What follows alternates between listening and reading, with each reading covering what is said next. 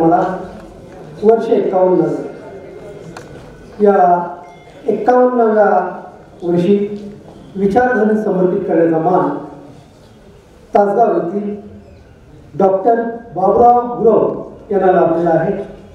मी आजचे प्रमुख अतिथी डॉक्टर बाबुरावजी गुरव, कराड नगर परिषदेचे सन्माननीय सदस्य माननीय श्री सौरभ काका पाटील, कराड नगर परिषदेचे कर व प्रशासकीय अधिकारी माननीय श्री अमोल जाधव, या सर्व मान्यवरांना व्यासपीठावर आमंत्रित करतो।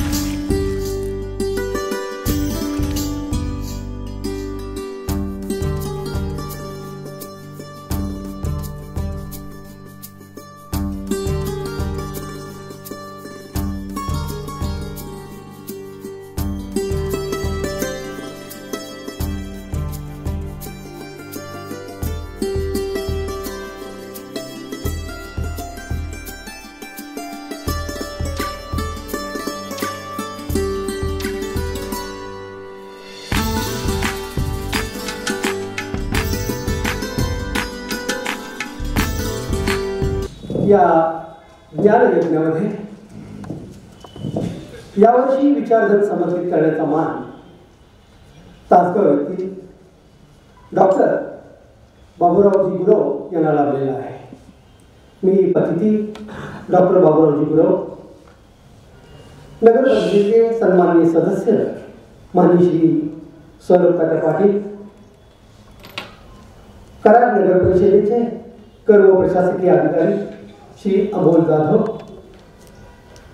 कराड नगर परिषदेच्या प्रशासकीय अधिकारी कर व प्रशासकीय अधिकारी सौभाग्यवती सुवर्णाताई फल्ले, बापूजी साळुंखे महाविद्यालयाचे प्राचार्य माननीय श्री सतीश गाडगे सर, या सर्व मान्यवरांचं पुन्हा एकदा स्वागत करतो।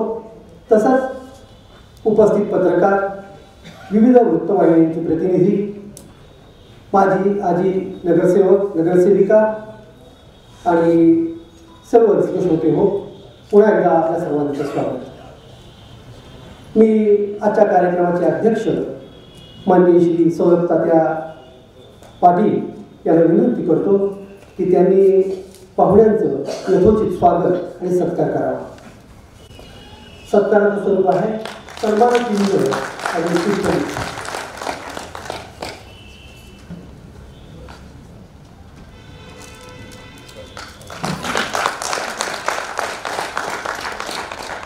कराड नगर परिषदेच्या कर व प्रशासकीय अधिकारी सौभाग्यवती सुवर्णाताई फल्ले यांना मी विनंती करतो की त्यांनी या कार्यक्रमाचं नगर परिषदेचं प्रास्ताविक मनोगत व्यक्त करावं। नमस्कार। आजचे प्रमुख पाहुणे माननीय प्राध्यापक बाबुराव गुरव सर व उपस्थित मान्यवर आणि रसिक बंधू भगिनींनो, स्वर्गीय यशवंतरावजी चव्हाण म्हणजे महाराष्ट्रातीलच नव्हे तर संपूर्ण देशातील वैचारिक चळवळीची मुहूर्तमेढच। त्यांच्यासारखे मुत्सद्दी राजकारणी, समर्पित समाजकारणी, चिकित्सक, अर्थकारणी, हृदयस्पर्शी साहित्यिक आणि तळागाळातील शेतकऱ्यांची जाण असणारे कृषीतज्ञ आपल्याला लाभले हे आपले भाग्यच होय। त्यांच्या या अष्टपैलू व्यक्तिमत्वाला अभिवादन करण्याची सुवर्ण संधी आपल्याला मिळावी, या हेतूनेच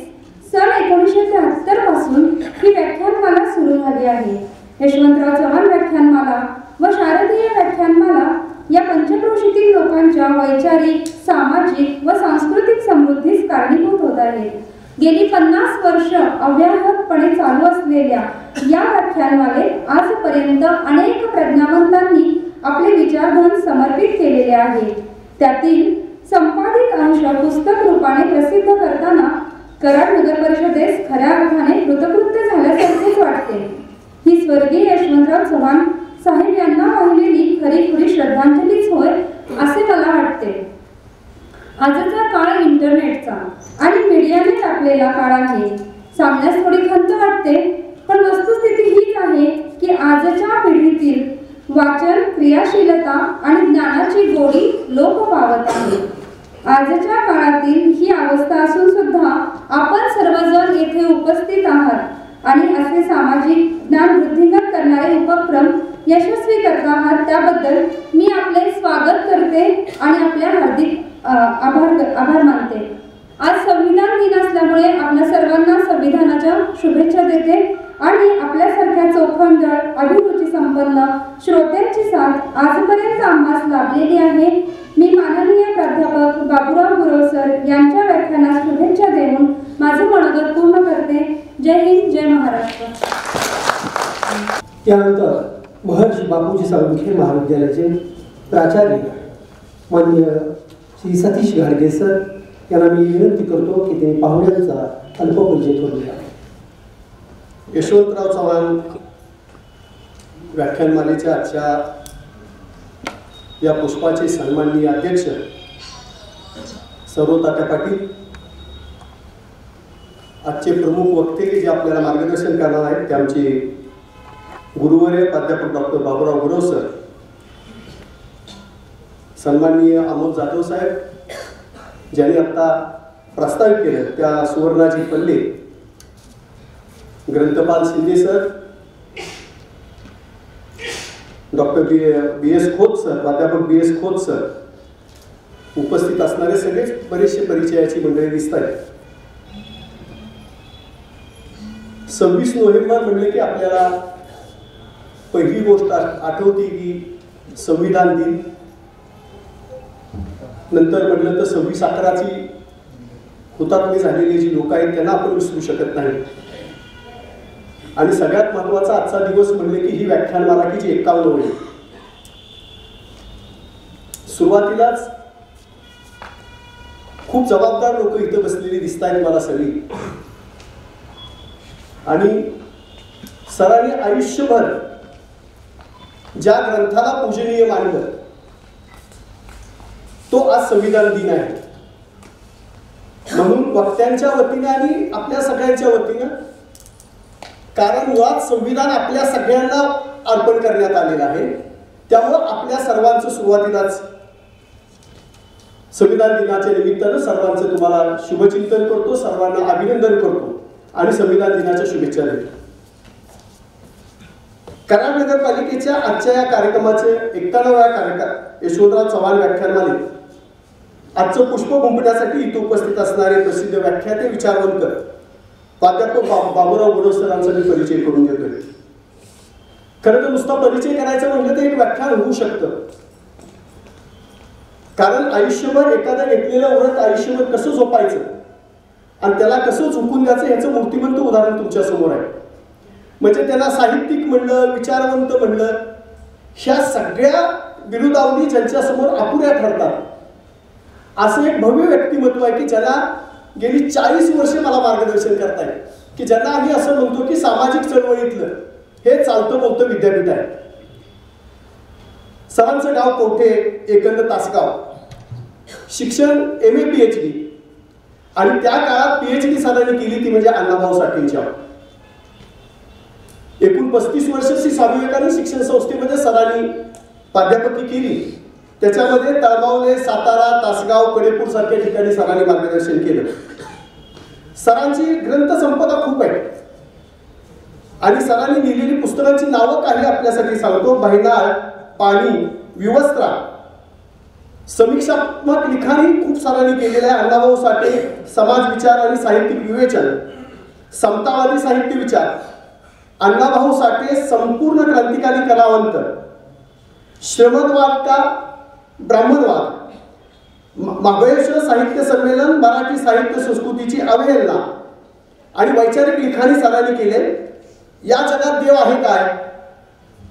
भारतीय स्वातंत्र्य चळवळ लोकविद्रोहाचा धगधगता अंगार आणि चरित्रात्मक जे लिखाण केलेलं आहे त्याच्यामध्ये व्यवस्था परिवर्तनाचा नवा आवाज काशीराम आणि क्रांतीवीर इंदुबाई पाटणकर. खरं तर हे सगळं आपण सरांचं कार्य तुमच्या समोर मांडत असताना एक गोष्ट नक्की आहे की सर प्राध्यापकी करत असताना शिवाजी एका बाजूला प्राध्यापकी, दुसऱ्या बाजूला सामाजिक चळवळ आणि तिसऱ्या बाजूला प्राध्यापक म्हणून असणाऱ्या शिवाजी विद्यापीठातल्या सगळ्या महत्त्वाच्या मंडळावर सरांनी प्रतिनिधित्व केलेलं आहे. मग ते HSC बोर्डाचा असू द्या किंवा शिवाजी विद्यापीठ मराठी अभ्यास मंडळ असू द्या, या सगळ्यावर सरांनी काम केलेलं आहे. सगळ्यात महत्त्वाची गोष्ट की पायाला भिंगरी लावून जिथं जिथं कार्यकर्ते बोलवतील तिथं जाऊन त्यांना वैचारिक मार्गदर्शन करणं, ते विषय देतील त्याचा अभ्यास करणं आणि त्याच्यावर मार्गदर्शन करणं. एवढंच नव्हे तर त्यांच्या कुटुंबापर्यंत जाऊन वेळ पडल्यास कुटुंबाचं प्रबोधन करून तो चळवळीत कशा पद्धतीनं कार्यकर्ता टिकेल याचं वास्तववादी भान लक्षात आणून देणारं एक व्यक्तिमत्व ज्यांच्याकडे आपण पाहतो ते म्हणजे डॉक्टर बाबूराव गुरव. त्यांना काही पुरस्कार मिळालेले आहेत. त्या पुरस्कारांच्या मध्ये राहुरी येथे झालेल्या 11व्या विद्रोही साहित्य संमेलनाचं त्यांनी अध्यक्षपद भूषवलेलं आहे. शिवाजी विद्यापीठ गुणवंत शिक्षक पुरस्कार त्यांना मिळालेला आहे. महात्मा फुले विचार संवर्धन पुरस्कार, बाबासाहेब आंबेडकर विचारयात्री पुरस्कार आणि मानखोरे शिवराय भूषण पुरस्कार आणि खूप काही पुरस्कार, म्हणजे माझ्या समोर लिस्टच आहे, संपूर्ण बायोडेटा आहे त्यांच्या समोर. जवळजवळ 11-12 पुरस्कार त्यांना मिळालेले आहेत. मी आज नम्रपणे तुम्हाला सांगतो की सरांनाच 75 वर्ष पूर्ण झालेली आहे. अमृत महोत्सवी सरांचं वर्ष आहे आणि त्या निमित्तानं संपूर्ण महाराष्ट्रभर जे जे त्यांचे कोण कार्यकर्ते आहेत, जे शिष्य आहेत, ते वेगवेगळे कार्यक्रम घेतात. त्यातला एक अत्यंत सुंदर कार्यक्रम मिरजमध्ये पार पडला. ते म्हणजे सरांची ग्रंथतुला करण्यात आली. ज्या कॉलेजला त्यांनी काम केलं, मिरजच्या कॉलेजला, शिक्षण वर्षी डॉक्टर बापूजी साळुंखे कॉलेज मिरज असं आहे ते, तिथं त्यांची ग्रंथतुला करण्यात आली. सगळी लोक कार्यकर्ते जे त्यांच्या हाताखाली मोठे झाले, त्यांच्याबरोबर त्यांनी मोठं केलं, त्यांना वैचारिकरित्या संपन्न केलं, ते सगळे कार्यकर्ते सरांच्या 75 निमित्त आपापल्या गावामध्ये 75,000 वृक्षारोपण करण्याचं व्रत घेऊन वेगवेगळ्या गावामध्ये वृक्षारोपण करतात. हे सगळं करत असताना उत्स्फूर्तपणे याच्या सगळी मोठमोठी मंडळी याच्यामध्ये सामील होतात. मुद्दाम त्या सगळ्यांची नावं घेत नाही, कारण राष्ट्रीय पातळीपासून त्या आंतरराष्ट्रीय पातळीवरची सगळी मंडळी त्याच्यासाठी सरांचं अभिनंदन करतात. आणि आज यशवंतरावजींच्या बोलत असताना मुक्त चिंतन करण्यासाठी आले आणि थोडंसं नाईलाज असतो, आपल्याला काही गोष्टी बोलाव्या लागतात. म्हणजे मला आठवते सरांनीच मला वाटते पहिल्यांदा ते शब्द माझ्या कानामध्ये पहिल्यांदा सरांनी घातलेले होते. एकदा 40 वर्षापूर्वी सरांचं भाषण ऐकत असताना सर असे गांधीजींच्या विषयी बोलत असताना असं म्हणले होते की आईन्स्टाईन असं म्हणला होता की काही काळानंतर गांधी नावाचा हाडामासाचा माणूस ह्या जगामध्ये होता, हे जर कुणाला सांगितलं तर पटणार नाही, असं आईन्स्टाईन सांगून गेला. आधुनिक काळामध्ये नुकतेच इलेक्शन होऊन गेलेलं आहे म्हणून मी तुम्हाला सांगतो. काल रात्री चिंतन करत बसलो होतो की सरांचा आता परिचय करून द्यायचा, काय करायचं, प्रास्ताविक थोडं करावं लागणार आहे. थोडासा त्याचा संदर्भ घेऊन सर मला असं वाटायला लागले की अजून थोड्या काळानं तेच आईन्स्टाईनचे वाक्य तुमच्या माझ्यासारखा माणूस असं म्हणेल की राजकारणामध्ये इतका चारित्र्य संपन्न निस्वार्थी हाडामासाचा माणूस यशवंतरावजी चव्हाण नावाचा होऊन गेला. हे कदाचित काही काळानंतर आपल्या नातवंडाला आपली परतुंड असतील किंवा आपण जे काय लिखाण करू ते लिहून ठेवावं लागेल. जेवढी लक्ष्मीची पूजा ह्या इलेक्शन मध्ये आपण केली, तिलाही वाटलं असेल की माझं अवमूल्यन केलं का काय. ते सगळं बघितल्यानंतर यशवंतरावांनी पुन्हा एकदा अवतार घ्यावा आणि त्यांनी ठरवावं की आपला शिष्य कोण आहे. अशा पद्धतीची अस्वस्थता आपल्याला सगळ्यांना ह्या सगळ्या प्रक्रियेमध्ये झालेली होती. अशा एक चारित्र्य संपन्न साहित्यिक राजकारणी, अतोनात पत्नीवर प्रेम करणारा, एखाद्या वैचारिक ह्याच्यामध्ये जरी आपला अपमान झाला तरी तितकंच सहन करून साहित्य संमेलनामध्ये त्याला ज्या वेळेला जाब विचारण्यात आलेला त्याचाही तितक्याच नम्रपणे उत्तर देणारे, आपल्या पत्नीला पुत्र होत नाही म्हणल्यानंतर आचार्य अत्रेंनी केलेली विखारी टीका ही अशा पद्धतीनं परतवून लावली की आचार्य अत्रेंना येऊन त्यांना माफी मागावी लागलेली होती. इतका चारित्र्य संपन्न असणाऱ्या माणसाच्या विषयी मुक्त चिंतन करण्यासाठी आपण सगळे आलेला आहात.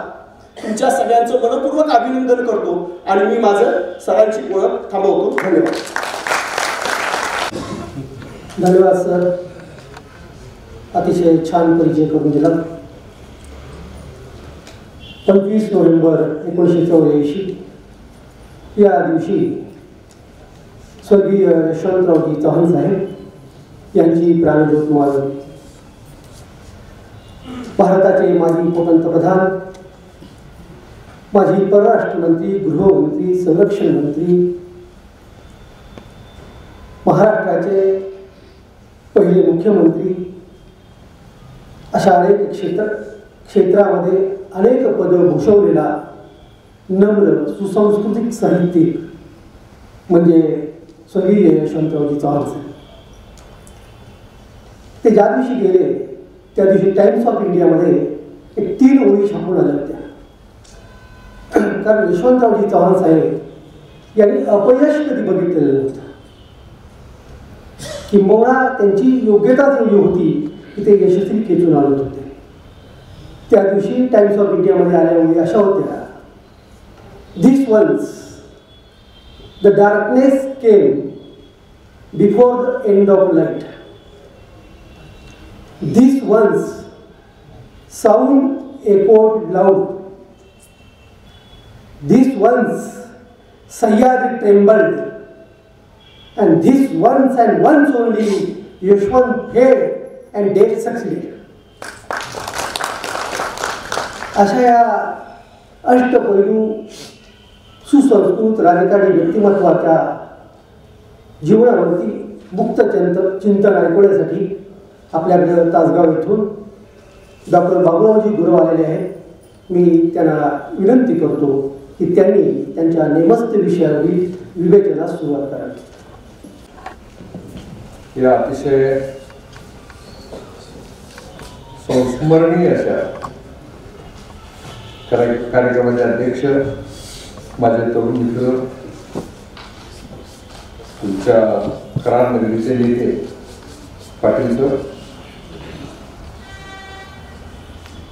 विचारमंचावर आणि विचारांच्या समोर उपस्थित असलेले तुम्ही सर्व बंधू आणि भगिनी, हे आपल्यापैकी 50% लोकांची नावं बोलवतो. पण एकदा नावं घ्यायची म्हटलं तर तेच व्याख्या होईल. म्हणून मी नाव घेऊन पाहतो. आपल्यासारख्या जबाबदार अभ्यासू माणसांच्या समोर माझ्यासारख्या एका छोट्या विनम्र माणसानं काही मांडावं अशी खरी तर माझी तशी परिस्थिती नाही. पण यशवंतरावजींच्या जीवनाशी माझा आलेला निकटचा संबंध आणि त्यांच्याविषयीचं प्रेम यातून आजच्या व्याख्यानाला मी उभं राहण्याचं धाडस करतो. दुसरा महत्वाचा मुद्दा मी बोलणार आहे हे काही लोकांना एखाद्या वेळा अति भावनाशील असं वाटेल, भावनाविवश असं वाटेल. काही ना एखाद्या वेळा उदात्तीकरण केलं असं वाटेल. तुम्ही चिकित्सकपणे माझ्या मांडणीचा विचार करा, जरूर परखडपणे करा.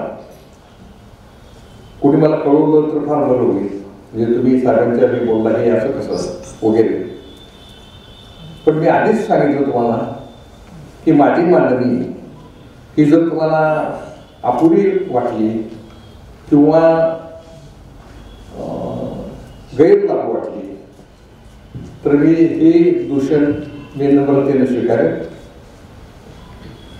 कारण यशवंतराव चव्हाण हा माणूसच असा आहे की भल्या भल्याना त्यांचं व्यक्तिमत्व सकवा देतो.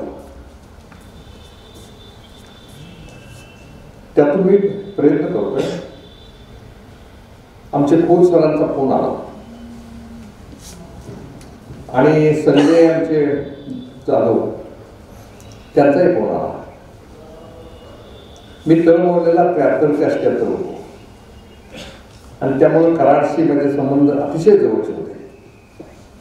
पी.डी. पाटील साहेब, पृथ्वीराज चव्हाण, या सगळ्याचे यशवंतराव होते, या सगळ्या मंडळींशी तसे जवळून संबंध होते. आज बदललेले करायला पाहिजे. जे समाधीला अभिवादन करायला गेलो तिथं आमचा आम्ही गेलो असतो तर आम्हाला रस्ता सापडला नसता. पूर्वी एका रस्त्याने सरळ जाता येत होतं. आता बरंच बदललंय, बरंच ते झालंय. पण अशा बदललेल्या काळामध्ये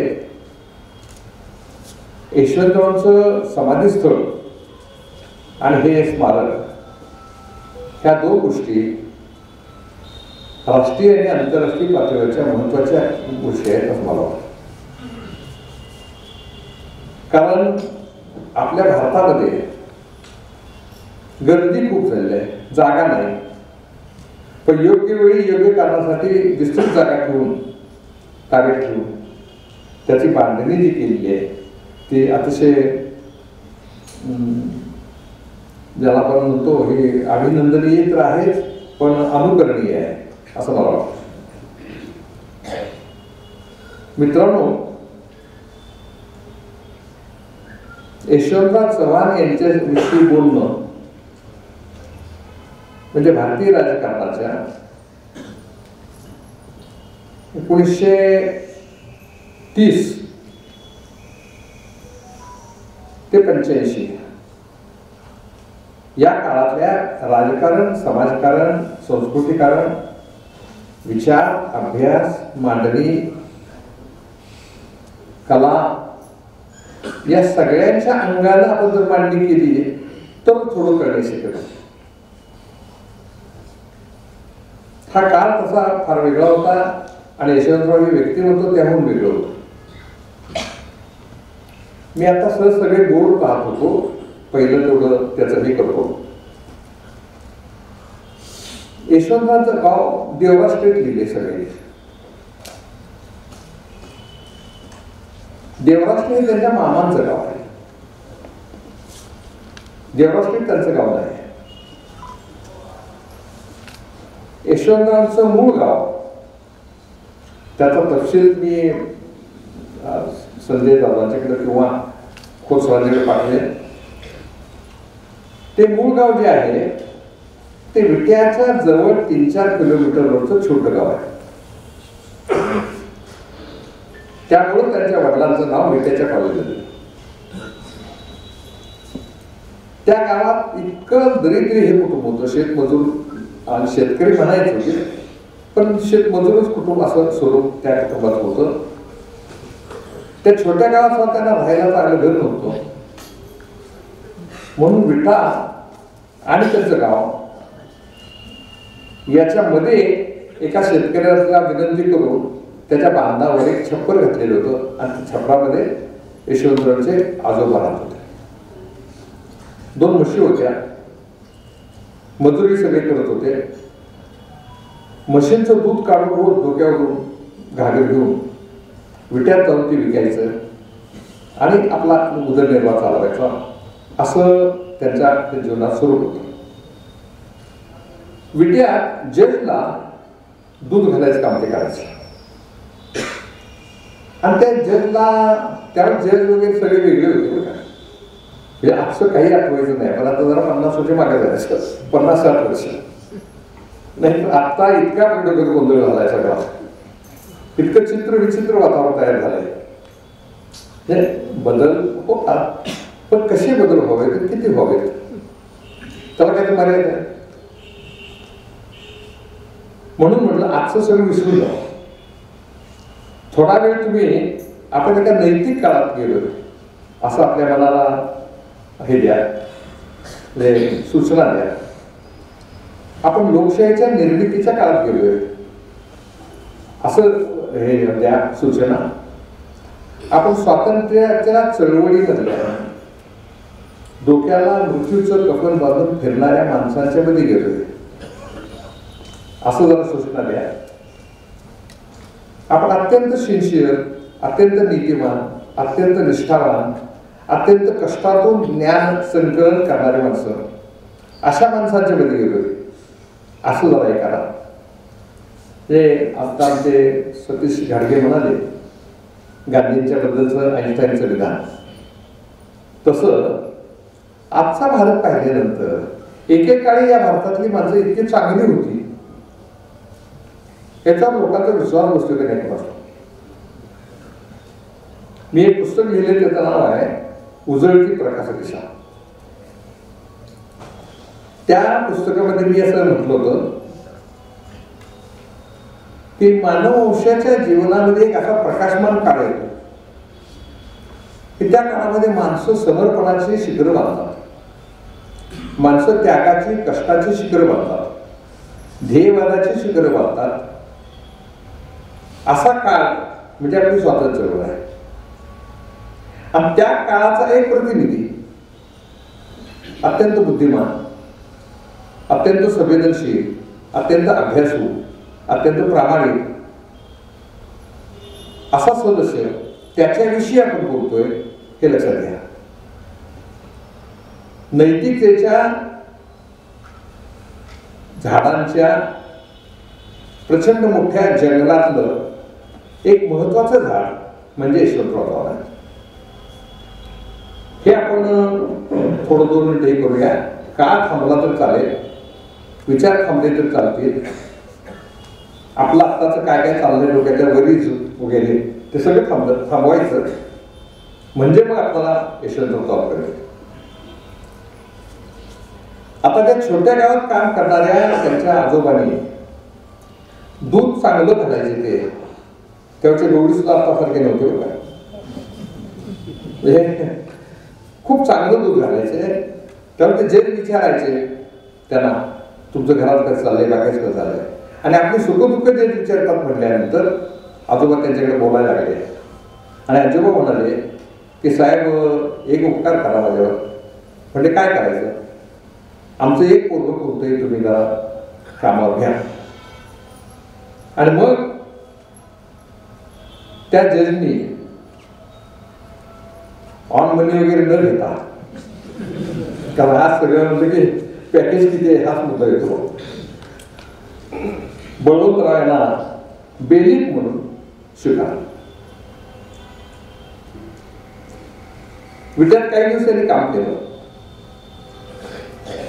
त्यानंतर ते करारामध्ये राहायला आले आणि करार करत झाले.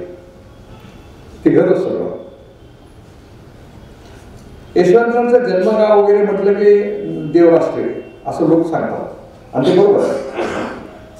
ते त्यांच्या मामांचं गाव आहे आणि यांचं कुटुंब इतकं फाटकं होतं की त्या कुटुंबाला सारखा आधार लागायचा आणि तो आधार मामा देत होते. त्यामुळं ही मुलं लहानपणी हे कुटुंब सगळं विठाबाई यांनी सगळे बाकीचे हे देवराष्ट्रीतच राहिले. ते ज्या घरात राहिले ते घर आता राष्ट्रीय स्मारक केलेलं आहे. देवराष्ट्रामध्ये ते आहे, साधं घर आहे मामांचं, चांगलं आहे. आता या घरात राहून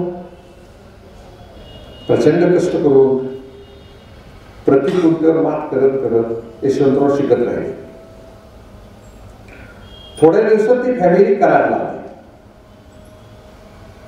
आणि कराडला आल्यानंतर त्यांच्या शिक्षणाला थोडा चांगला वाव मिळाला आणि ते चांगल्या अर्थानं मॅट्रिक पास होत होते.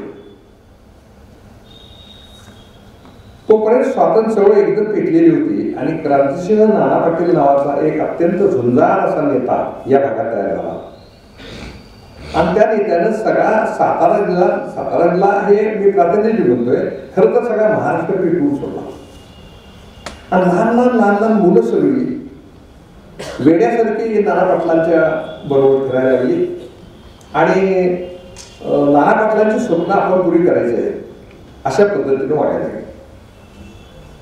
मॅट्रिकला असणाऱ्या यशवंतरावांना तो ते नाना पाटलांचं मशालीसारखं पेटलेलं जीवन पाहिलं आणि यांच्या डोक्यात आपण काहीतरी केलं पाहिजे. आणि त्यांनी शाळेमध्ये तिरंगा झेंडा एका झाडावर लावला. तो झेंडा लावल्यावर अर्थात त्यांना अटक झाली. अटक झाल्यानंतर सगळीकडे हळहळ सुरू झाली. चांगलं पोरगं, बोलतोय चांगलं, लहान असल्यापासून ते चांगला वक्ता म्हणून प्रसिद्ध होते. आणि आता तुरुंगात गेले, आता कसं होते कोणास ठाऊक वगैरे सुरू झालं. विठाभाऊ शाळेत भेटायला आल्या आणि हेडमास्तर अत्यंत मृदू पद्धतीने म्हटले की आपल्या पोरानं चूक केलेली आहे आणि आम्ही ठरवतोय असं की ज्यांना माफी मागायची म्हणजे पोरगं सुटेल, मग त्यात शिक्षण वगैरे चालू चालेल. आता विठाबाई या शिक्षण नसलेल्या साध्या बाई, पोरगं तुरुंगात आहे आणि त्यांना सोडवायचं भाषा हे बोलतायत. बाईने काय करावं म्हणजे मी आणारी बाई म्हणजे मला काही माहित नाही, पण आपल्या देशाचा झेंडा झाडावर लावणं म्हणजे चूक करणं आहे का? त्या बाईने प्रश्न विचारला. तुम्ही शिकलेली माणसं ह्याला चूक कसं म्हणताय? हेडमास्तर गडबडले. मग म्हणजे अहो माफी मागायची म्हटलं तर म्हणायलाच पाहिजे वगैरे वगैरे. तर सगळं ऐकलं आणि बाई म्हणले मला त्या पोराची माझी गाठ घालून द्या. त्याला तुरुंगाकडे नेलं आणि दोघांची भेट झाली.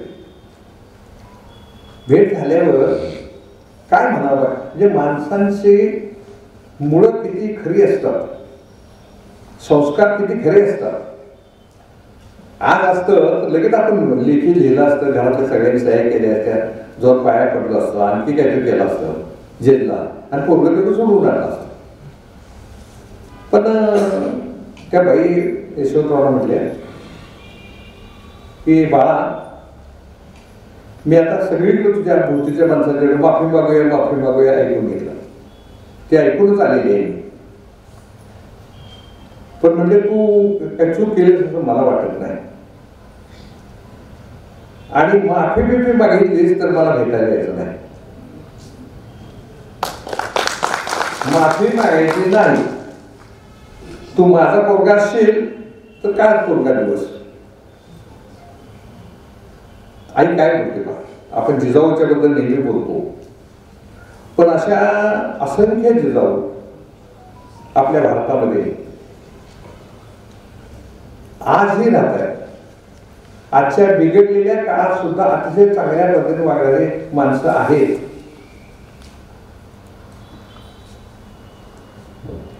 यशवंतरावने शिक्षा भोगली, अर्थात ती परीक्षा गेली.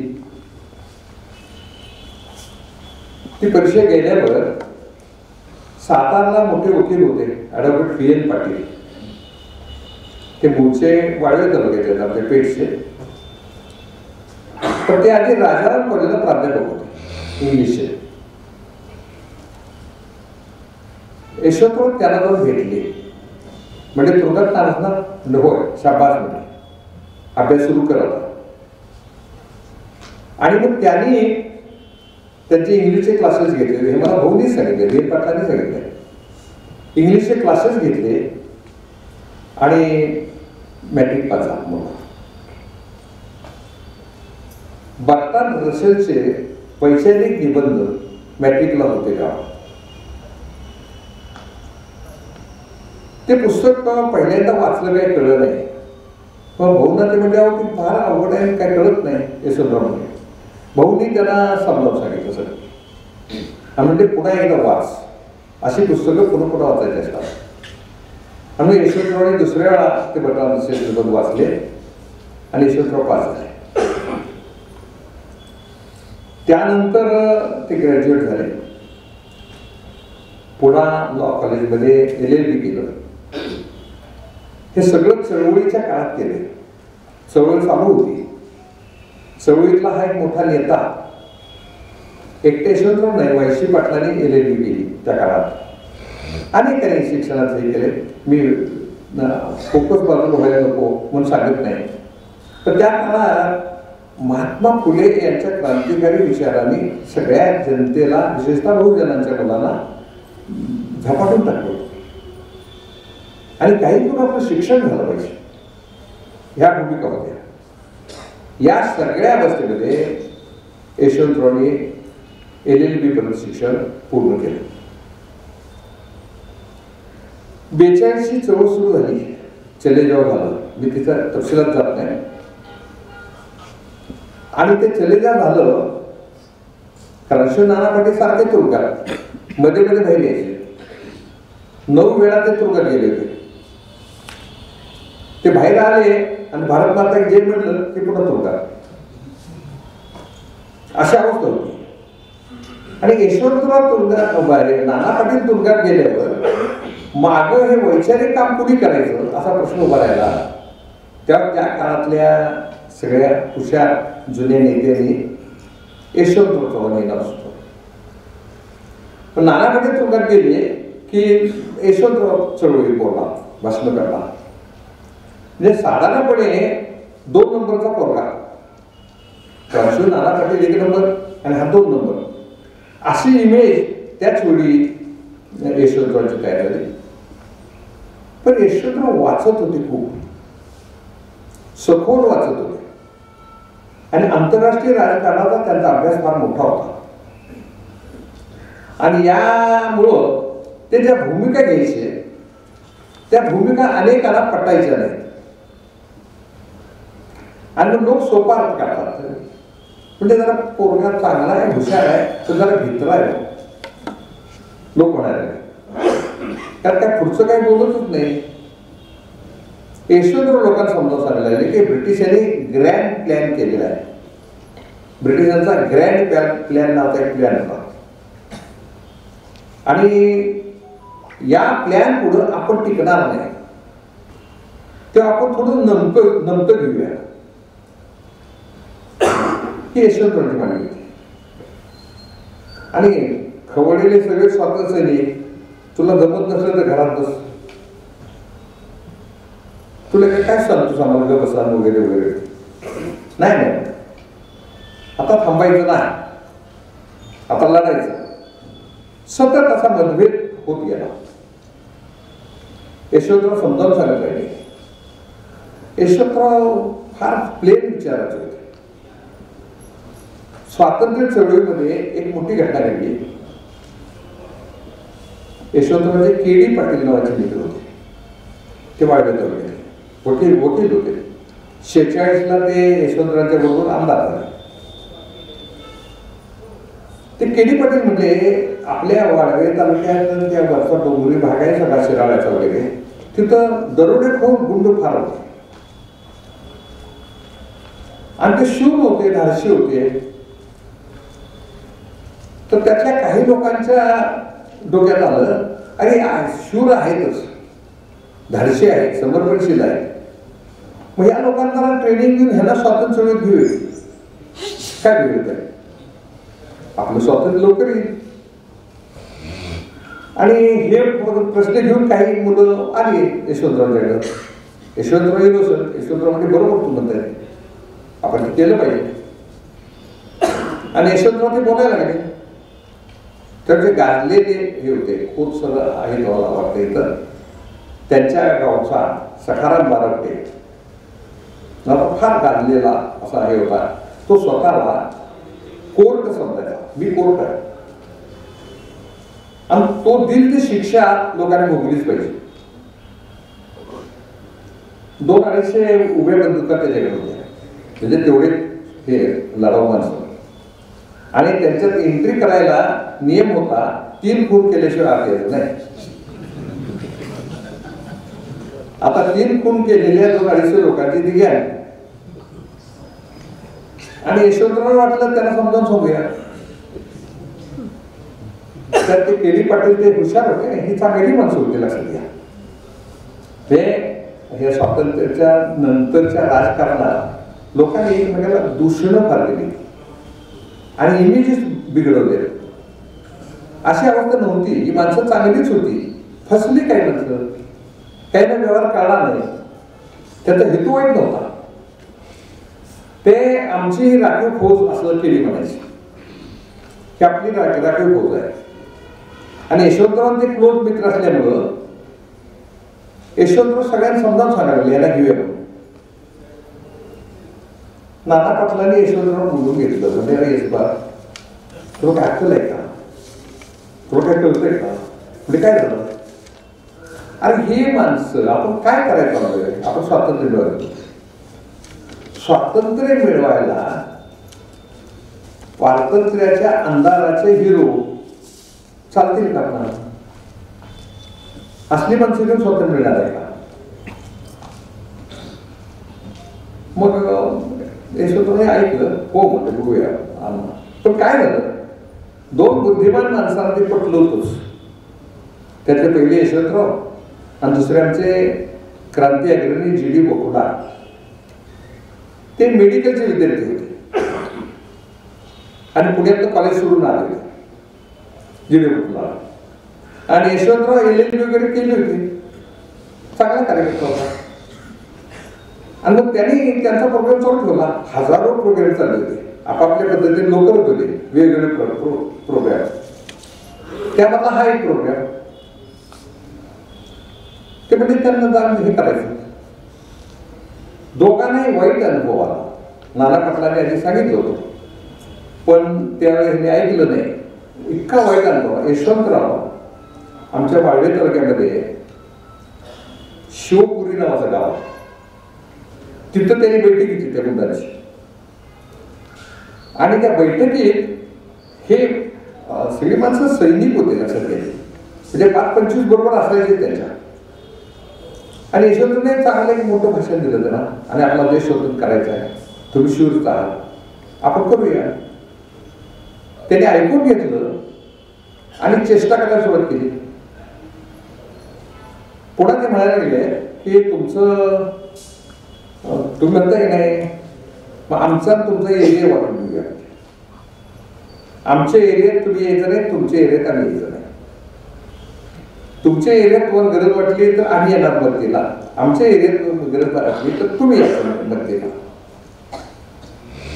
पुन्हा यशवंतराव काही कळत ना हे असं अपेक्षित नव्हतं त्यांना. पुन्हा बोलता म्हणले आमच्याकडे धिप्पाड पैलवान आहे, तुमच्याकडे आहेत का? यशवंतराव म्हणले हो आहे. मग असं करूया म्हणजे आमचा पैलवान चर्चा राहिली बरोबर, आमचा एक पैलवान ग्राउंडवर सोडूया, तुमचा एक सोडा, हो दे.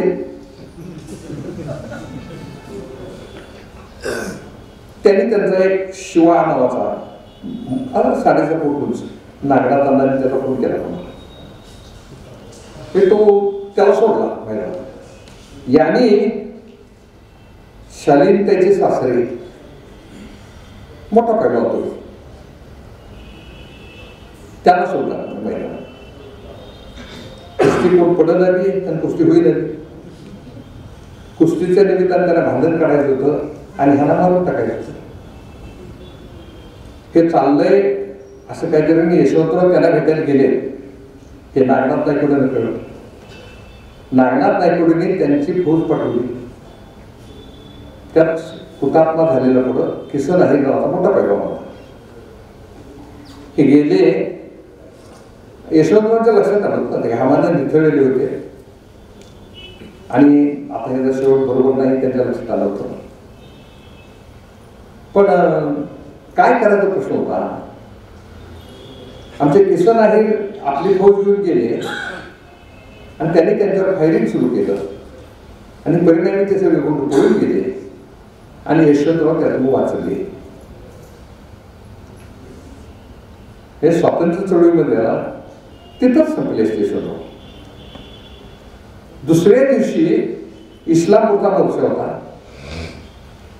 त्या मोर्चासाठी यशवंतराव थांबले होते. नागनाथ नाईक कामेरी गाव आहे त्याचं थोडा खोडसाळाचं गाव.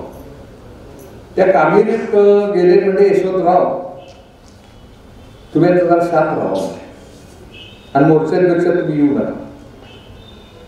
यशवंतराव तिथं कामेरीत राहिले आणि त्या मोर्चामध्ये गोळीबार झाला. सखाराम बारटते हे आपला विष्णू बारपटे आणि पंडे इंजिनियर हा उत्तर प्रदेशाचा होता.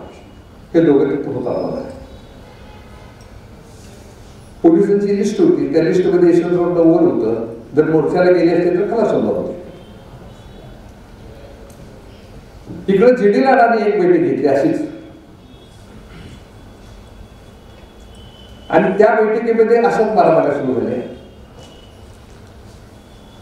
तिथंही गावकरी आले आणि गावकऱ्यांनी जीडी लाडांना सोडवलं. विशेषतः दगड फोडायला वडारे आले होते, त्यांची वस्ती होती. त्यांनी जीडी लाडांना उचललं आणि आपल्या वस्तीत आपल्या पालात नेऊन ठेवलं आणि ते बाकीचे पळून गेले. आणि मग ते लोक म्हणाले, अहो तुम्ही चांगली माणसं आहे आणि ह्यांच्या कसं नादाला लागले, तुमचं चांगल्या माणसाचं ह्यांच्यावर कसं जगेल. दोघांनाही वाईट अनुभव आला, तर दोघे त्यातून शिकले, बाकीच्यांना शिकवलं. स्वातंत्र्य चळवळीमध्ये अशा अनेक गोष्टी आहेत, अनेक गोष्टी आहेत, म्हणजे वेळ जाईल म्हणून मी सांगत नाही. पण तुम्हाला माहिती आहे, नागनाथ नायकवडेंनी कंपनीने धुळ्याचा खजिना लुटून आणला. अनेक लोक हुतात्मा झाले चळवळीत, अनेक लोक तुरुंगात गेले, अनेक लोक वाईट आजार पडून मरण पावले. पण स्वातंत्र्य मिळवलं, लोकांनी स्वातंत्र्य मिळवलं. आता हे होत असताना माझे वडील स्वातंत्र्य सैनिक होते बघा, ते त्यात गेलेले. हे होत असताना यशवंतरावांचे मोठे भाऊ गणपतराव ते तुमच्या कराड नगरपालिकेचे अध्यक्ष होते. आणि इतकं दारिद्र्याची कल्पना नाही करू शकत. आम्ही आता लहान होतो तर बघितलंय ते सगळं. पण आमच्या काळात सुद्धा ते जरा बरं होतं. काळातलं स्वातंत्र्य मिळालं होतं. माझा 49 जन्म. स्वातंत्र्याच्या शेवटच्या काळात अनेक लोकांना प्ल्युरसी नावाचा आजार झाला, टीबी झाली चळवळीतल्या. कारण तणाव, झोपायचं नाही, कोण कधी येऊन मारायला सांगता येत नाही, पळत राहायचं सारखं. आणि त्यातून ते आजारी पडले बरीच माणसं. बापूजी साळुंखेला प्ल्युरसी झाली, गणपतरावला टीबी झाली सर. आणि मग यशवंतराव टीबी झाले आपल्या भावाला घेऊन त्या मिशन हॉस्पिटल मिरजेचं तेवढंच. मग त्याला घेऊन गेले आणि मिरजेमध्ये आपल्या इस्लामपूरमध्ये माधवनगरमध्ये एका सायकलच्या टायर वगैरे दुरुस्त करणाऱ्याचं दुकान होतं रस्त्याकडेला. तिथं एक पोतं टाकलं, तिथं त्याला झोपवलं. पैसे नाही, काय करायचं वगैरे. त्याला राम सुतार नावाचा तो पुढं हुतात्मा झाला, तो तिथं होता, त्याचा मित्र. तर रामनं बघितलं सगळं. म्हणजे आता आपल्याकडे साखर कारखान्यांना गाड्या लावतात, मोठमोठ्या संस्थांना गाड्या लावतात ना, तसं त्या काळात कसं संस्थानिकांच्याकडं आपली घोड्याची बग्गी लावायची अशी पद्धत होती. त्या राजसुतारचं 2 घोड्याचं बग्गी होती आणि ते कायमचे बुधगावच्या संस्थानिकाकडं पटवर्धन, बाबूराव पटवर्धन त्यांच्याकडे लावते. ती गाडी घेऊन यशवंतराव माझ्या वडिलांच्या काळात हे आपलं रामसुतार कवठे माझं गाव. आणि म्हणले ते माझ्या वडिलांना बुवा आणि महाराज म्हणायचे, टोपण नव्हतं सगळ्याचे, ज्ञानबुवा म्हणायचे.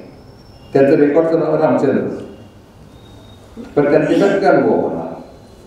राम आला ती बग्गी घेऊन आणि म्हणला, अरे बुवा तुला कळलं का? म्हणजे काय झालं?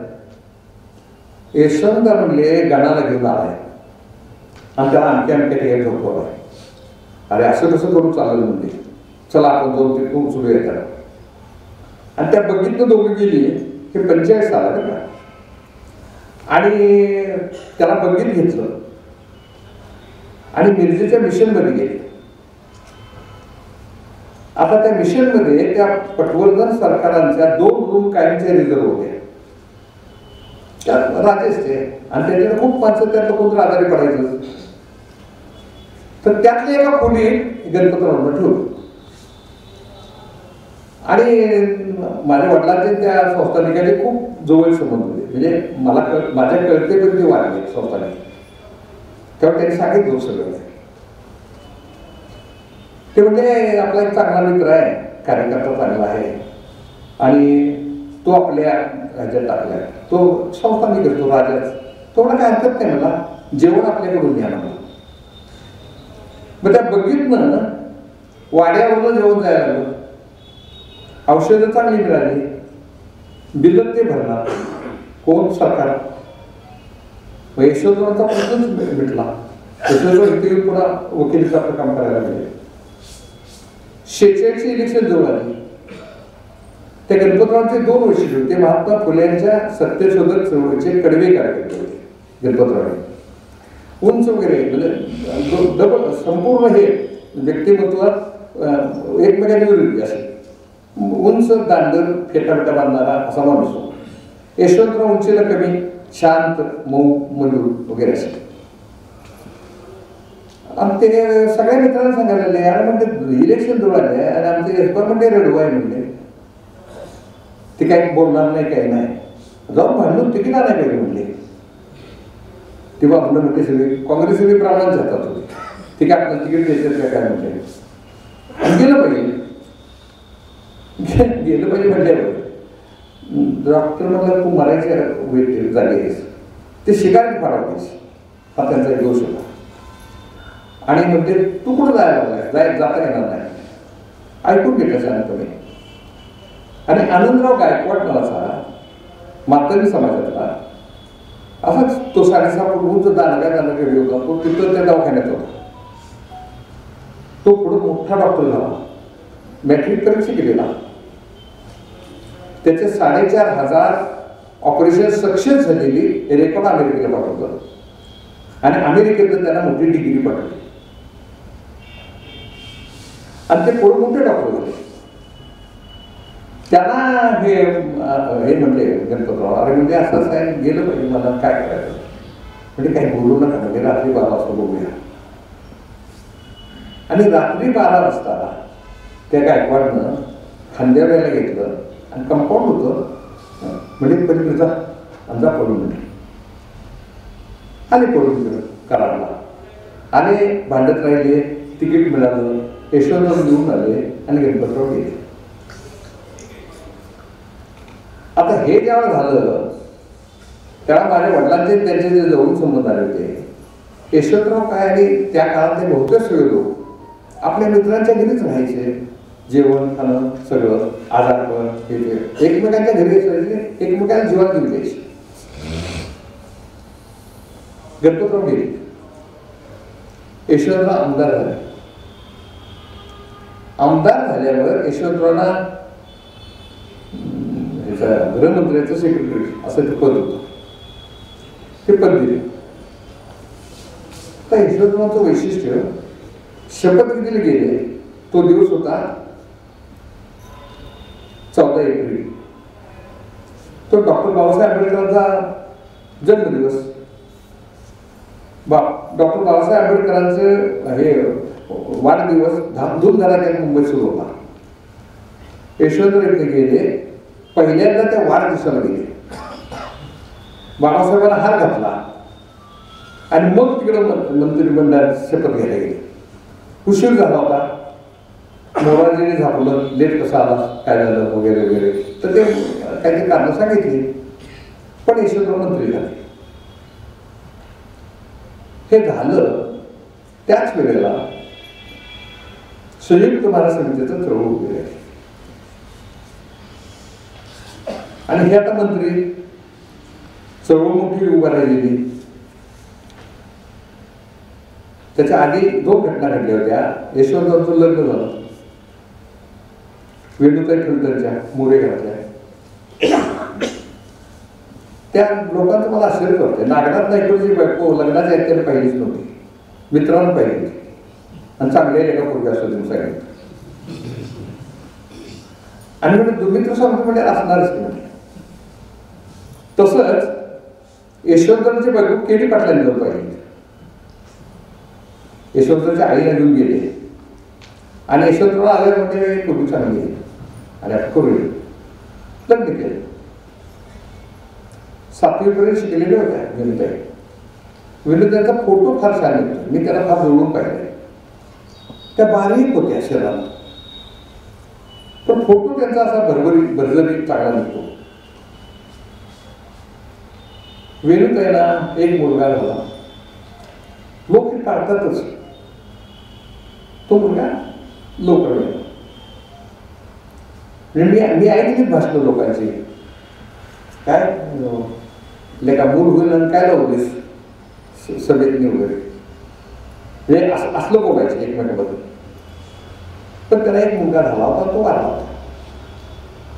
क्रांतिसिंह नाना पाटलांना एक मुलगा झाला होता आणि एक मुलगी झाली. ती मुलगी होती परवापर्यंत आणि तो मुलगा लहानपणी वारला होता. यशवंतराव मंत्री झाले, सगळीकडे आरवायला गेलो.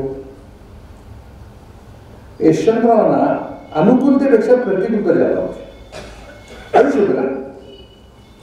म्हणजे आर्थिक तर ते बोलायचं नाही, ते कधीच श्रीमंत झाले नाही. जे मंत्री झाले तरी श्रीमंत झाले नाहीत. मंत्री होऊनही श्रीमंत झाले नाही. गरीब म्हणजे किती गरीब, मंत्री पण गरीब, किती गरीब. आजारी पडलं तर कुणी न्यायचं दवाखान्यात, पैसे कुठले, कुणी आजारी पडलं. वेणुताईला यशवंतरावांचे मित्र त्याचे होते. ते मैत्री त्या लोकांचे करून तात्यासाहेब कोरे हा त्यांचा जवळ चालला. आमचा सावकार म्हणून प्रसिद्ध.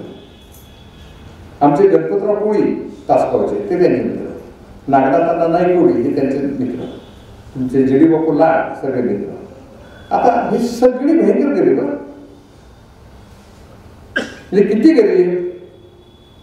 नागनाथांनी तुमच्या इथं याचं पैलवानांनी त्यांचं गाव जवळच 1 किलोमीटर आहे. खासाबाद दादांचं गाव. हा, त्या गावामध्ये साने गुरुजींना अध्यक्ष करून एक सभा घेतली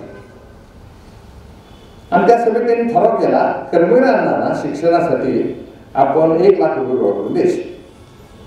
हे तुम्हाला गरिबी कळावी म्हणून सांगतो का. मग कोपऱ्यात जरा श्रीमंत पोरं बसवली.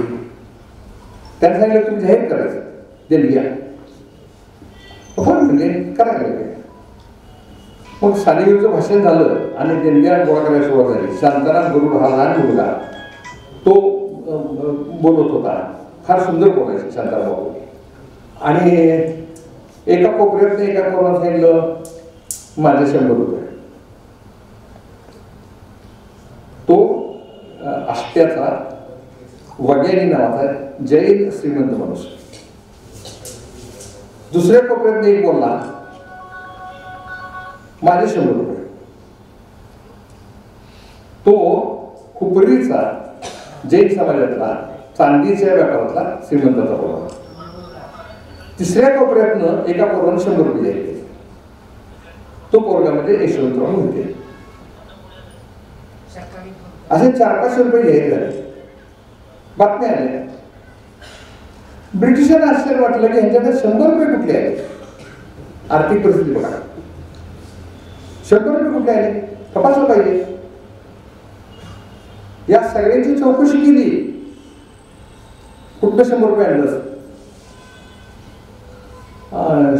हे यशवंत मोहिते होते आमचं उसाचं मला आहे ते गुढ विकलाय, पट्टी आली होती त्यातले घातले. असे सगळ्यांनी सांगितलं. प्रत्यक्षात जी यादी झाली ते यादीत यशवंतराव मोहितेचं नाव 1000 रुपये. त्या सगळ्यांच्या नावावर 1000 रुपये. म्हणजे प्रत्येकाच्या नावावर जी दिली होती त्याच्यात एक पूज्य वाढवली. आणि हे पैसे कुठून आणले. धुळ्याचा खजिना 5.5 लाखाचा जो लुटून आणला होता आणि तो ब्लॅक मनी होता आपल्याकडे. तो फाईट कसा करायचा प्रश्न होता. तो ह्याच्या नावावर टाकून नाही केलं.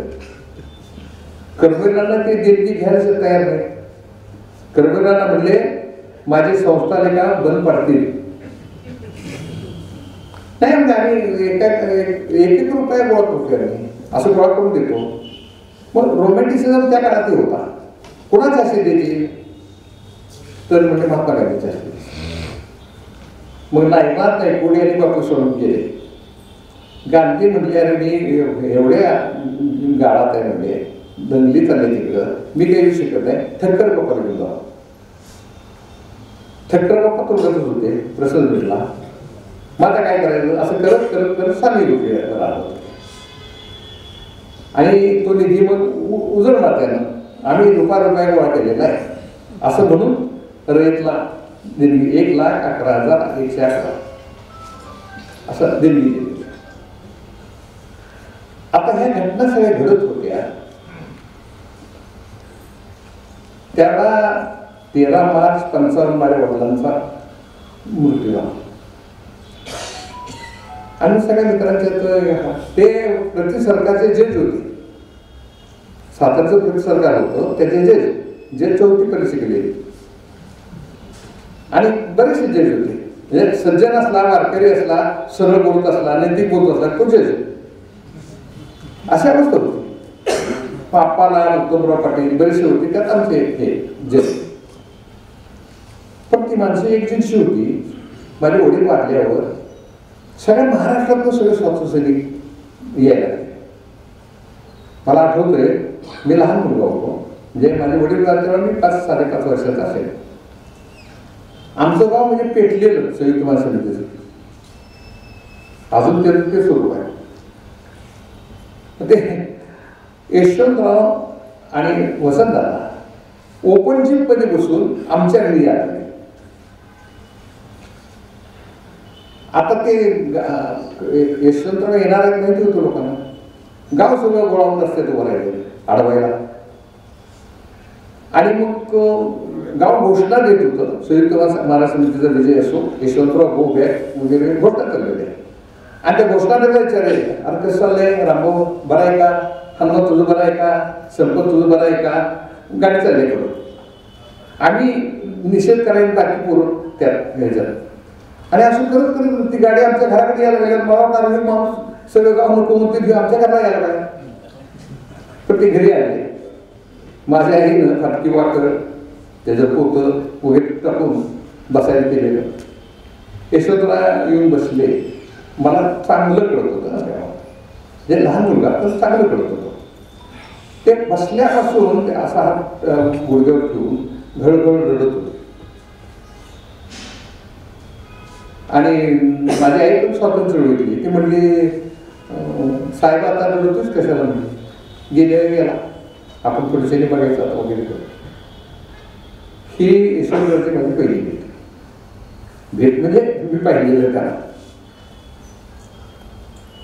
संयुक्त महाराष्ट्र समितीच्या चळवळीत यशवंतरावांना एवढं लोकांनी हार केलं.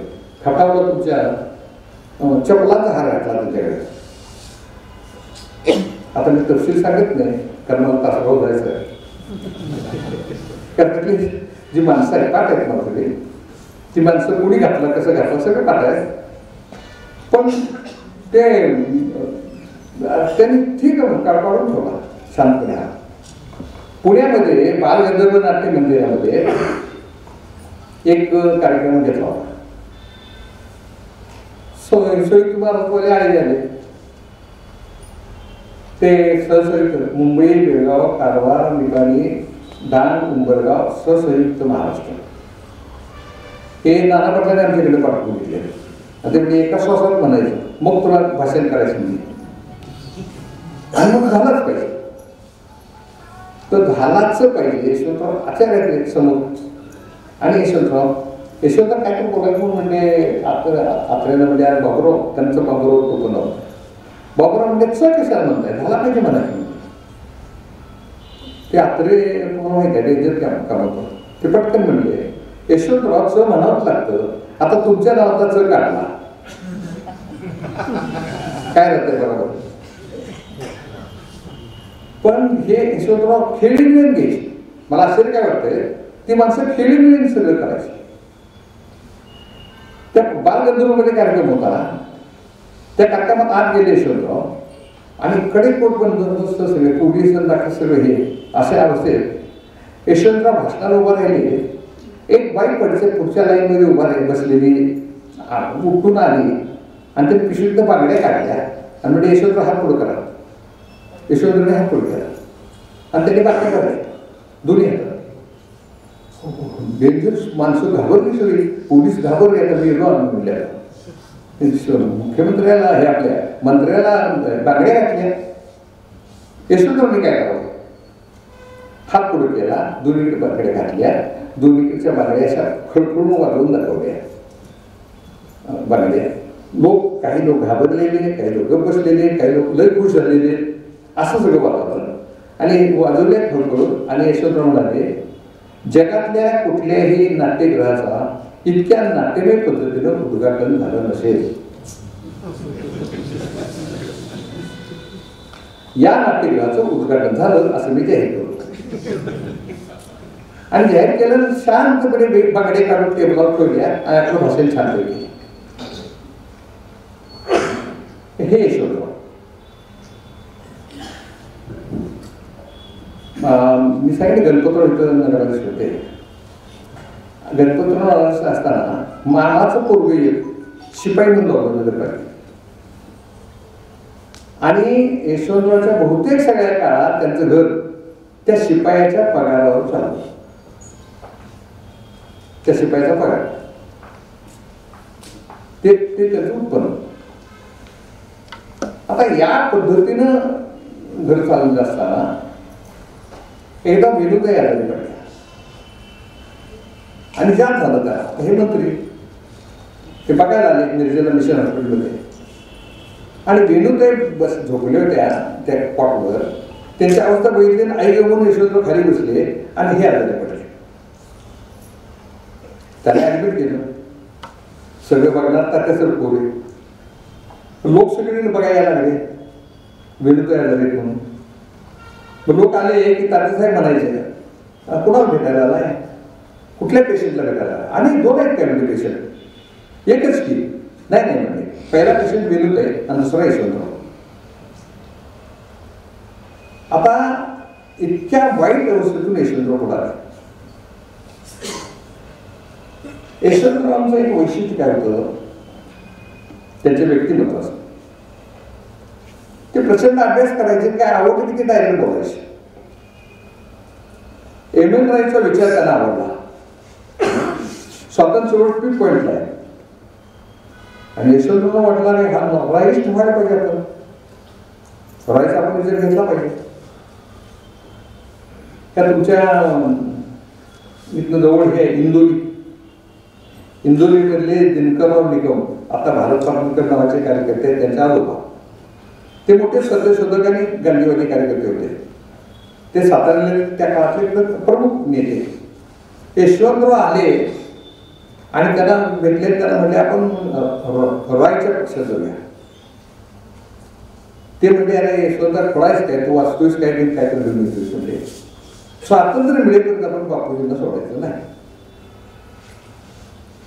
आणि मग तोपर्यंत रॉयचा पक्ष हे मोठं झालं होतं. लक्ष्मणसेन जोशी, द्वाबकर्णी असे मोठमोठे लोक, वारा कोठारी, हे सगळे त्या रॉयच्या पक्षात गेले होते. यशवंतराव त्यांचे त्यातले नेते आणि त्या रॉयच्या पक्षात गेले. आणि पुन्हा आणि स्वातंत्र्य ह्यांच्याकडे गांधीजीकडे आले. म्हणून त्यांना कुंपणावरचा विद्वान असं लोकांनी म्हणायचं वाटतं. 48 साली पक्ष फुटले सगळे. 47 फुटले. कारण वल्लभभाई पटेल सांगितले की काँग्रेसमध्ये वर्ग संघर्ष चालणार नाही आणि अंतर्गत संघटना चालणार नाही. तुम्ही काय करायचं? काँग्रेसमध्ये राहायचं नाही तर त्या संघटनेत जावं. वर्ग समन्वयाचं राजकारण हे म्हटल्यावर माणसं बाहेर पडली.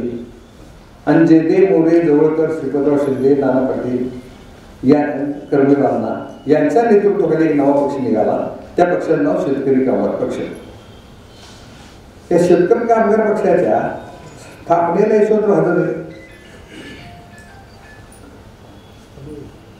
आणि पुन्हा काँग्रेसमधल्या लोकांनी केल्यावर यशवंतराव पत्तेचे पक्षात राहिले नाही. मला आठवतंय आचार्य यात्रेने कार्टून काढलं होतं. एक कुस्त्याच मैदान आहे आणि एक लाल लंगोटा तिथं वाढत घातलाय असा लोकगोळी फटका आणि पैलवान बाहेर पडलाय. तो पैलवान यशवंतराव. असं त्यांना बाकीचं हे केलं. हे शेवटपर्यंत झालं. ओल्ड काँग्रेस आणि सिंडिकेट इंडिकेट दोन काँग्रेस झाली. यशवंतरावकडे पडले. यशवंतराव सिंडिकेटचे काय इंडिकेटचे कोणालाच कळलं ना. दोघांनी दोन उमेदवार उभे केले. फेवी गिरी इंदिरा गांधी उभे केले आणि रेड्डी हे त्या ओल्ड काँग्रेसवाले उभे केले. यशवंतराव त्यांच्याकडे गेले ओल्डवाल्यांच्याकडे आणि गिरी निवडून आले. पुन्हा उद्या सकाळी यशवंतराव काँग्रेस लगेच लोक म्हणाले बघा कुंपणावरचा शाळा वगैरे. हा त्यांच्या व्यक्तिमत्वाचा विकनेस नव्हता. मी विकनेस म्हणणार नाही. त्यांना जे पटतंय ते बोलत होते, सांगत होते. सहकार्यांना नाही पटलं तर शांत राहत होते. ही पद्धत होती त्यांच्या वागण्याची. पण एक झालं की इंदिरा गांधी आणि यशवंतराव यांच्यात फट पडली. एवढं मोठं व्यक्तिमत्व असून सुद्धा फट पडली. इथं कराडमध्ये 75 साली काही लोकांना जुने आठवत असेल साहित्य संमेलन झालं आणि मला आम्ही सगळे इकडे आलो. मी त्याला प्राध्यापक होतो उत्तर नवऱ्याला. ती मुलं बिलं घेऊन आलो होतो आम्ही सगळे. संमेलन जोरात चालतो. वर्णन चांगलं दिसत होतं. पण आतनं असं हे होतं की सगळ्या लेखकांना अटक होणार आहे कारण. मग आम्ही आता लोकल ना, मग त्या लेखकांना वाचवायचं. मग त्यांना वेगवेगळ्या ठिकाणी ठेवलं. बाबा चव्हाण काकासाहेब चव्हाणचा मुलगा त्याचं ते नवं घर बांधलं होतं आणि ते मोकळंच होतं घर. त्या घरात सगळ्यांना सतरणी टाकून सगळे लेखक ठेवले. त्यांना काहीच माहीत नाही. ते आपल्या आनंदातच लेखक म्हणून. आणि यशवंतराव स्वतः आले होते आणि कराडमध्ये कोणाला अटक होता कामा नाही त्यांचं म्हणणं होतं. आणि बातम्या अशा होत्या की बघायचं नाही तर यशवंतरावलाही अटक होणार. बाबुराव कोतवाल हे त्यांचे भाचे. ते हे सगळं बघायचे जातील आणि आम्ही पोरं हाताखाली त्यांच्या सगळे. ते सगळे लेखक घेऊन एका एसटीतनं मी त्याला सातारला इंग्लिश कॉलेजला येतो. सातारपर्यंत गेलो आणि वाईला गेलो आणि त्या लेखांना अटक झाल्या. पण इथं अटक होऊ दिली नाही. ते आणीबाणीचा निषेध करायचा साहित्य संमेलनात असं चर्चा झाली. ते पुन्हा हस्ते करायचा तर म्हणजे कांशीव नाना पाटलांच्या हस्ते करायचा. नाना पाटील वाढवायचे होते. तब्येत वाईट अवस्थेत होती. शेवटचा काळ दुसऱ्या दिवशी 76ला वारलेच नाना पाटील. ते त्या मोकळ्या जीपा असायच्या फक्त. त्या जीपमधनं आम्ही गेलो. नरळ कुरुडकर, गदी माडगुळकर वगैरे वगैरे. वाळ्यात गेल्यावर नागनाथ अण्णावड्यावर त्यांची तब्येत बघा म्हणजे त्यांना कसं नेता येईल. त्यांना नेता येणार नाही. मग आता काय करायचं म्हणजे विसर खांडेकर आहे. त्यांची तब्येत ह्यांच्याविषयी वाईट. पण खांडेकरांना आणलं. ते प्रसिद्ध हे आहे खांडेकरांनी चप्पल काढलं स्टेजवर जाताना आणि ते रणजित देसाईंनी हातात घेतलं. हे खांडेकरांच्या भावना रणजित देसाईंनी पुढे म्हणजे खांडेकर वाद हा रणजित देसाईंनी पुढे चालवला असं साहित्य झालं. खांडेकर स्टेजवर गेले. त्यांना दिसत नव्हतं, ऐकू येत नव्हतं, कळत नव्हतं. स्पर्श केल्यावर तेवढं करायचं. पण ते म्हणजे जयप्रकाश नारायण आजारी आहे आणि त्यांच्या तब्येतीला आराम पडला पाहिजे यासाठी आपण प्रार्थना करायची आहे. सगळे उभं राहा. उभा राहिले सगळे आणि हे तुमचे यशवंतराव स्वतः उभा राहिले. आणि मग शेवटीचं हे आलं की साहेब आता तुम्ही ताब्यात घेऊन तुम्हाला अटक होणार आहे. का जेपीला तब्येत बरी होऊन तुम्ही जाहीरपणे उभा राहत आहे म्हणजे काय आहे. इतके असे प्रसंग आले. पण यशवंतराव ते आपल्या ह्याच्यातून फार चांगल्या बंदी केली. आता आमचेच मी तर पुन्हा सातारला जातो, तळमळ्याला सातारला यशवंतराव आले की त्यांना भेटायचं. भेटलं की ते पहिल्यांदा विचारायचे काय नवीन वाचलंस. तर त्यांना नवीन सांगण्यासाठी ते त्यांना भेटायला जाण्यापूर्वी एक पुस्तक वाचून द्यायचं. नाही काय करणार. मग मला ते एकच वाक्य बोलायचे, आम्ही नाना पाटलांच्या बरोबरचे बाजूचे, बरोबरचे नाही बाजूचे. ते म्हणजे तू एक करायचं, नाना पाटलांना अण्णा म्हणायचे, अण्णांना शेवटपर्यंत सोडायचं नाही, अण्णांच्या बरोबर राहायचं. आता यशवंतराव हे माणसं पळवायला हे एक म्हणून प्रसिद्ध, म्हणजे ह्या पक्षाचे त्या पक्षाचे नेते पळवले ना. पण मला अनुभव आहे की नक्कीमध्ये तुम्ही नाना पाटलांच्या बरोबर राहायचं. यशवंतराव इतके विनम्र होते, नाना पाटलांना भेटायला आले की ते उभं राहायचे, बसायचे नाही. म्हणून साहेब बसा की नसते म्हणजे ते आमचे सेनापती त्यांच्यासमोर उभा राहायचं. आता दोघे टीम गेली होती, इलेक्शन इथं चाललेली आहे. किशोरवीर विरोधी उभा राहिले, नाना पाटील उभा राहिले. आधी काँग्रेसचा वेगळा माणूस होता, त्याचं नाव तोंडात त्यामध्ये हे करायचंच होता. आणि यशवंतराव त्यांच्याबरोबर भाषण करत होते. पण समोर आल्यानंतर ही माणसं इतकी एकमेकाबद्दल आदर दाखवायची. आता मला आश्चर्य वाटते सगळं. आठवा त्याला सगळ्या पुढारी घेतल्यावर काय कसं वागतात, कसं बोलतात, समोरासमोर विरोधी विशेषतः इलेक्शनच्या काळात काय काय करतात. तुम्हाला आश्चर्य वाटेल, जाग करणारे इतका जाग बोलायचा मुंबईत. आणि भाषण झालं की फोनवरून सांगायचा हे ना ठाकरेच्या अमिनात आहे ना की जेवायला येतो आपण. तिकडं दोघांनी तिकडं फार एकमेकावर टीका केलेली आहे. आणि रात्री एका ठिकाणी जेवले आणि व्यवस्थित झाले. ते संस्कृती काय जपत होती ना. अशा सगळ्या अवस्थेत यशवंतराव एक दिवशी पंडित जवाहरलाल नेहरूंचा फोन आला. 62 साल चायना वार सुरू झालं होतं, आपली अवस्था वाईट होती, संरक्षण मंत्री बदलायचा होता. मग त्याला महाराष्ट्राचा पाहिजे, चांगला पाहिजे. यशवंतराव पंडित नेहरू लोक त्याला यशवंतरावच करूया. आणि यशवंतराव फोन आला म्हणजे यशवंतराव तुम्ही आता महाराष्ट्रात नाही, दिल्लीला यायचं आहे आणि तुम्ही संरक्षण मंत्री व्हायचं आहे. यशवंतरावची नेहमीची पद्धत एक ऐकून घ्यायची शांतपणे आणि विचार करून सांगतो म्हणायचे. कोणाला आता नेहरूने केल्यावर तिने ऐकून घेतलं म्हणजे विचार करून म्हणायचे, विचारून सांगतो म्हणजे. नेहरू हसले. नेहरू म्हणजे यशवंतराव कोणाला विचारणार नाही, मी सांगतोय तुम्हाला, तुम्ही यायचं नाही म्हणजे विचारणार, विचारतो तुम्ही कुणाला विचारणार, वेणूताईला विचारतो. तुम्हाला असे वाटते नेहरू म्हणजे वेणूताईने मी विचारले आधी, मी तुमच्या घरात आधी फोन केला होता.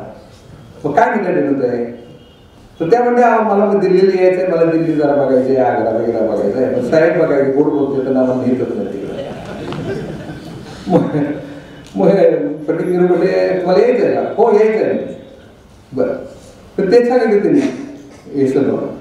यशवंतराव घेऊन बसली, गडबडले. त्यांना महाराष्ट्राचा विकास करायचा होता, आदर्श स्टेट करायचं होतं महाराष्ट्र. त्यासाठी जे प्लॅन त्यांनी केले होते आणि ते प्लॅन सक्सेस करायचे होते. नाही झाला, त्यांना दिल्लीला जावं लागलं. काय करावं जाताना त्यांनी, महाराष्ट्रात काही चांगल्या माणसांच्यावर अन्याय झाला, त्यामध्ये कॉम्रेड दत्ता देशमुख नावाचा मोठा पदर होता. महाराष्ट्रातल्या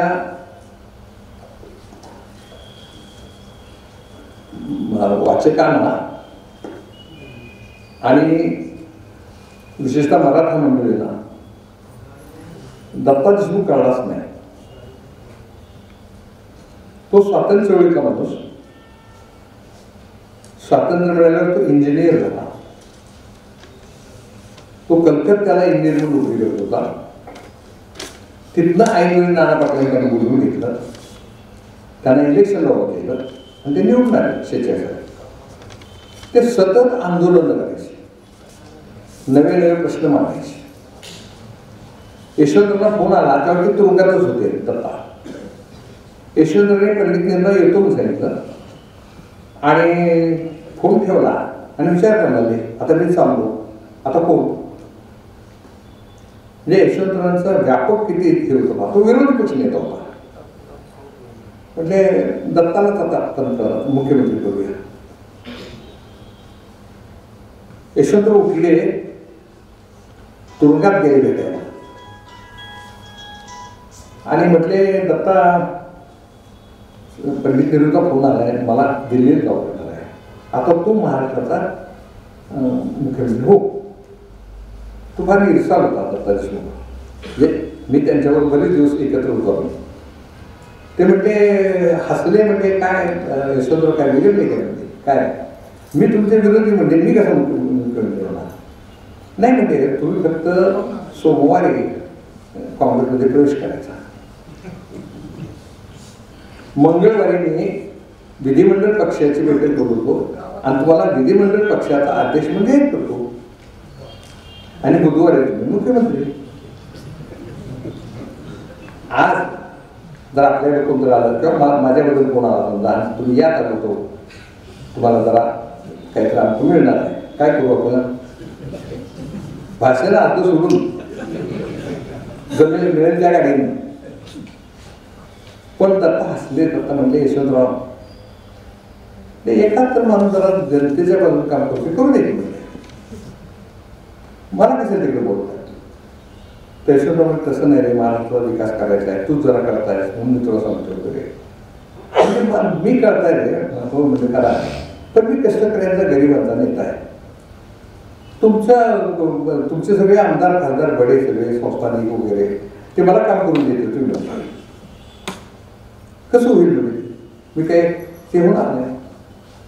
मग ते म्हणजे नाही मी सगळ्यांना सांगतो, मीच त्याचा नेता आहे वगैरे. यशवंतराव सांगायला तेवढे सॉरी यशवंतराव जावा म्हणते, आपले होऊ नका, तुम्ही संरक्षण मंत्री जावा, तुम्हाला शुभेच्छा. मग पक्षाच्या हातात गेलं, यशवंतराव राजीनामा दिला. आता कोणी काय करायचं? तर मग विदर्भाचा टर्न होता ना तो, पश्चिम महाराष्ट्र विदर्भ मराठवाडा असं ते टर्न होते. विदर्भाचा नेता म्हणून मारुतीराव कन्नमवार यांना मुख्यमंत्री केले. खरं तर तो माणूस फार चांगला होता. आपण आपली पश्चिम महाराष्ट्रातली बेंडर सगळी त्याला इतका बदनाम केला 6 महिन्यात.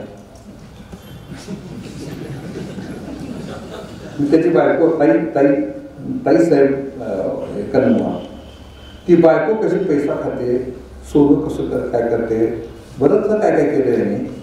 आणि ते सरळ तो माणूस ते आत्रे बित्रे आणि सुपारी घेतल्याच करायचे. तो कन्नमवार वारला.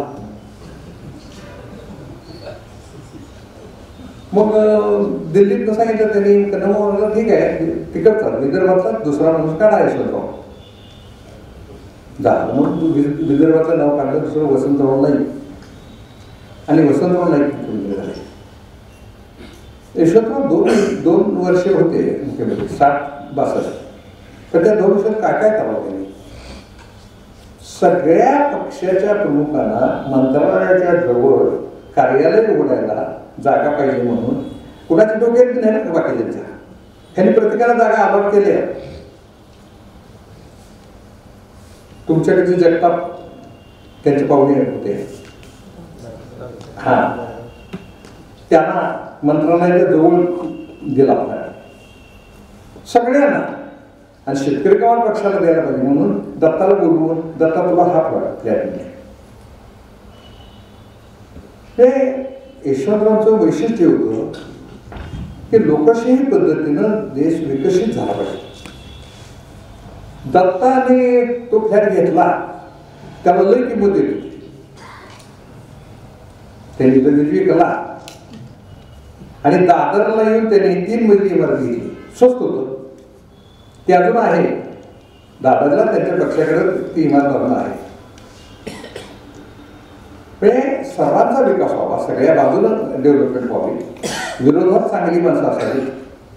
57ची घटना, इलेक्शन झाल्या आणि संयुक्त समितीचे खूप लोक निवडून आले. आणि ते विधान परिषदेत कुणाला पाठवायचं चालू आहे. समाजवादी पक्षाचे मधु दंडवते आणि गणपतराव कोळी ही 2 नावं पुढे आली. मग यशवंतराव आणि यशवंत जोशीनं फोन केला. म्हणजे अण्णा, त्यांना अण्णाच म्हणायचे, अण्णा तुम्ही असं करा, तुमच्या वतीनं गणपतराव कोळीला पाठवा. मग ते अण्णा म्हणजे आम्ही मधु दंडवतीला पाठवायला ठरवले. मधु तरुण आहे म्हणजे अजून खूप चांगलं काम करेल, तो चांगला आहे, त्यामध्ये काय मुद्दा नाही. पण हा सांगलीचा जेल फोडलेला, स्वातंत्र्यसैनिक, बाकीचे ह्याला काय म्हणते. आणि यशवंत जोशीने ऐकलं आणि गणपतराव कोळीला आमदार केलं. गंमत बघा, विरोधी पक्ष सुद्धा यशवंतराव चालवत होते लोक म्हणायचे. NT पाटलाला आमच्या आमदार केलं त्याच्या पहिल्यांदा. अनेक लोक असे अशा पद्धतीने. हे यशवंतरावांचं वैशिष्ट्य होतं. विकासाचे प्लॅन यशवंतराव इतक्या सुंदर पद्धतीने मांडायचे. आमच्या लहानपणी अभ्यास वर्ग ऐकायला सतीश आम्हाला फार संधी मिळाली. ते वि.स. पागे आणि यशवंतराव चव्हाण यांची भाषण मी वेड्यासारखं ऐकायचं. दादा धर्माधिकारी यशवंत जोशी यांची भाषण वेड्यासारखं ऐकायचं. त्या सगळ्याच्या मध्ये समृद्ध भारत उभा राहावा या दृष्टीनं यशवंतरावांनी अथक परिश्रम घेतले. सुसंस्कारी भारत उभा राहावा म्हणून घेतले. संयुक्त महाराज समितीचा लढा एवढा मोठा चालला. आता मी तर बारका पोरगा पण तेव्हा साक्षीदार होतो. नाना पाटलांनी भेटी घेतली वाढल्याला. आम्ही गावामध्ये कराडला आलो, ते यशवंतरावला आला एकानं आणि एकानं वसंतदादाला. मग दत्ता देशमुख आणि मी बारका पोरगो बरं का, मला कोणतं भारी मानलं का, माझ्या लागलेलं बारका पोरगो. आम्ही गेलो वसंतदादाला. ते कारखाना व्हायचा होता. वाळूचे ढीग घातले होते. संध्याकाळची वेळ होती आणि लंगुटा लावून एका वाळूच्या ढिगाला डोकं लावून दादा झोपलेले होते आणि धोतर वाळायला लागलो होतो. कपडे नव्हते या लोकांना. दादाला उठवलं म्हणजे दादा चल तुला अण्णाने बोलवले.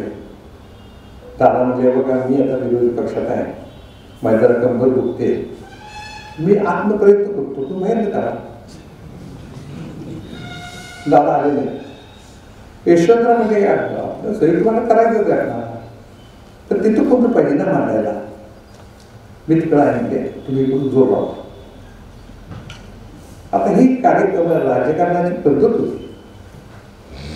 आता ही जी पद्धत होती या सगळ्या याच्यामध्ये यशवंतराव हे अतिशय ज्याला सज्जन म्हणतो आपण, बाकीचे म्हणतो. आम्ही कराडमध्ये तुमच्या मोर्चेले चांगली निघायची. पण नाना पाटलांच्या नेतृत्वाखाली आम्ही येणार. लाल बहुतेकीचे घोषणा द्यायच्या हे यायचे. मग काय व्हायचं, पोलीस बारक्या पोरांना हाकलून द्यायचो. म्हणजे आम्ही बारकी करू, भारत पाटील गर्दी असे धैर्यशील पाटील ते हाकलून द्यायचे गर्दीतनं. आणि मग आम्ही बाजूला बसायचं. मग नाना पाटलांना अटक करायची. मग ते राऊंड आखलेला असायचा. त्या राऊंडच्या आत कुणी जायचं नाही.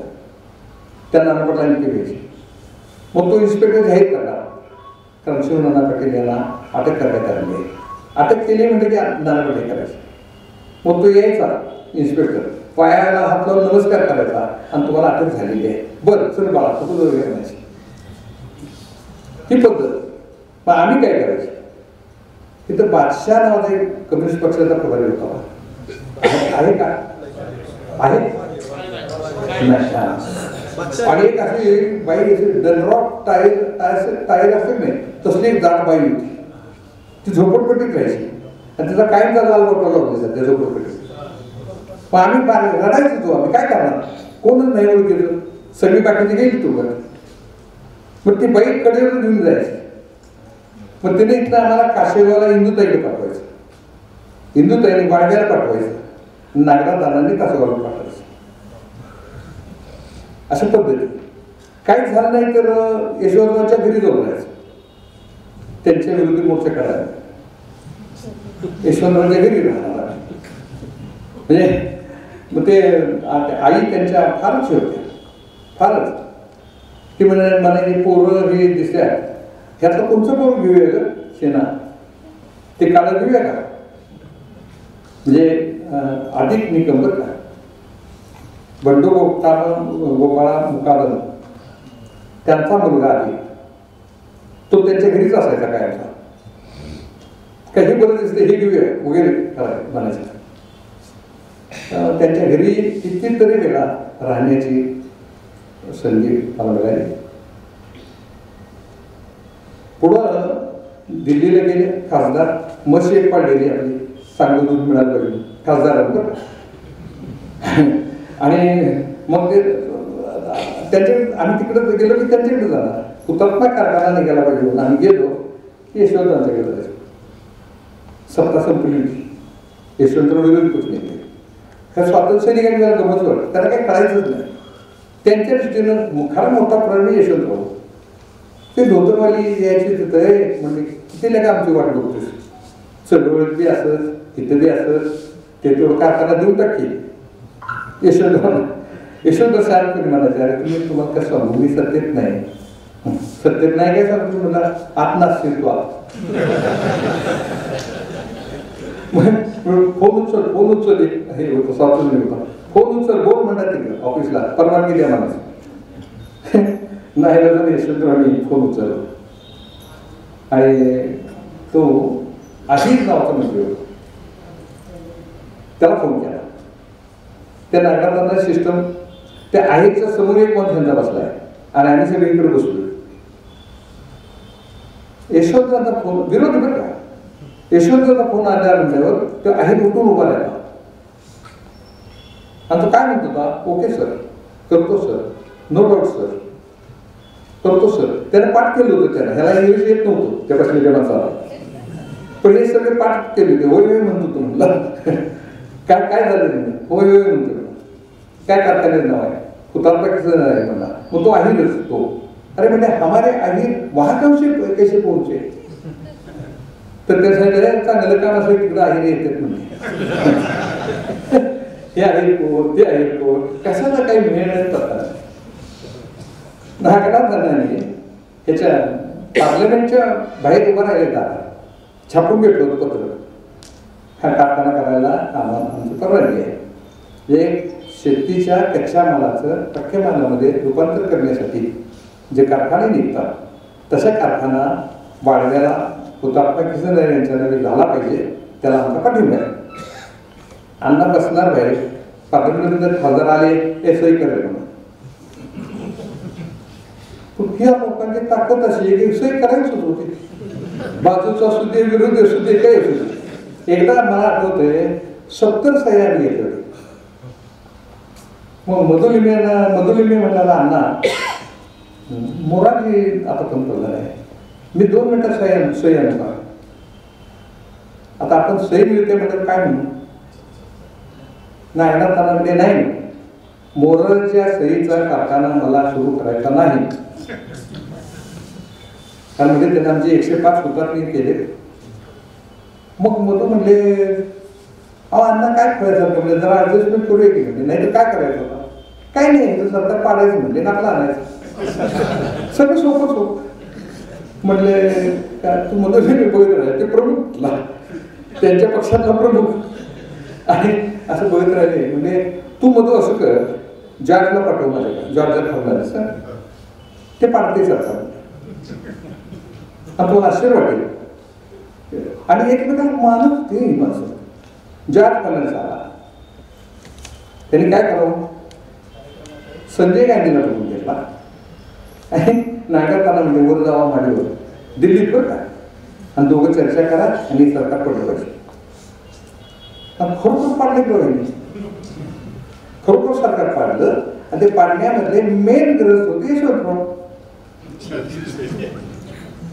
हे म्हणजे प्लॅन कसे चालायचे बघा.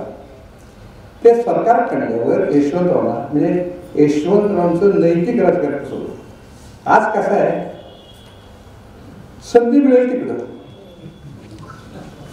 कुठला पक्ष कुठलं काय कुठलं काय, तर रोज माणसाला भेटलं विचारायला लागते, आज तुझा पक्ष कोणता, कारण का आज काय बदल सांगता येत नाही. यशवंतरावांना ते सरकार पडल्यावर यशवंतरावांना कॉल केलं राष्ट्रपतींनी आणि ते म्हणले, यशवंतराव परिस्थिती बिघडलेली आहे, देश आता तुम्ही सांभाळला पाहिजे, तुम्ही शपथ घ्या. यशवंतराव म्हणजे आमचे मेजर नाही, कसं घेणार? तुम्हाला काय करा म्हणजे शपथ घ्या आणि हे करा म्हटल्या 40 वर्ष सगळी तुम्हाला जॉईन होतं. मग भाजपची 70 होते म्हणजे मग भाजपची 70 आहेत, त्यांचं काय करायचं? यशवंतराव त्यांना काय ते तर काय करतात ना, मी येतात तुमच्याकडे. यशवंतराव राष्ट्रपतींना म्हणाले, माफ करा, मला पंतप्रधान व्हायचं आहे किंवा देश अडचणीत आहे म्हणून मी वैचारिक द्रोह करणार नाही. बोलून पंतप्रधान व्हा म्हणलेलं यशवंतरावनी सोडून दिले. आता ही नैतिकता, हे आदर्श, हे विचार आज कुठे गेले? यशवंतरावांच्या काळामध्ये 2 मोठ्या गोष्टी त्यांनी केल्या. गावागावात शाळा झाली पाहिजे याची व्यवस्था केली. रयत शिक्षण संस्था, स्वामी विवेकानंद शिक्षण संस्था आणि ज्या ज्या गावात कुणी खुडत जाईल त्यावर शाळा. महाराष्ट्राच्या शिक्षणाचा पाया जो घातलाय तो यशवंतरावांच्या त्या धोरणामुळे घातलाय. शिवाजी विद्यापीठ स्थापन करायचा मुद्दा आला, पैसे नाही. नाशिक खडकेंनी महाराष्ट्रामध्ये लेख लिहिला होता, महाराष्ट्रातली ही 5वी खानावळ कशाला नको, स्टँडर्ड नाही दिलं, काही नाही, काय नाही. पैसे नाहीत म्हणणार. बाळासाहेब देसाई शेती मंत्री होते, तिथले शिल्लक असणारे पैसे बाळासाहेब देसाईंनी शिक्षण उडवले आणि शिवाजी विद्यापीठ. गंमत बघा, माणसं कसं काम करत होती, विचार कसा करत होते.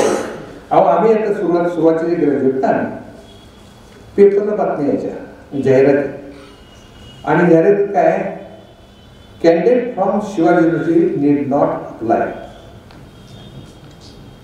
शिवाजी विद्यापीठाच्या ह्यांनी अर्ज करू नये. म्हणजे व्हाय?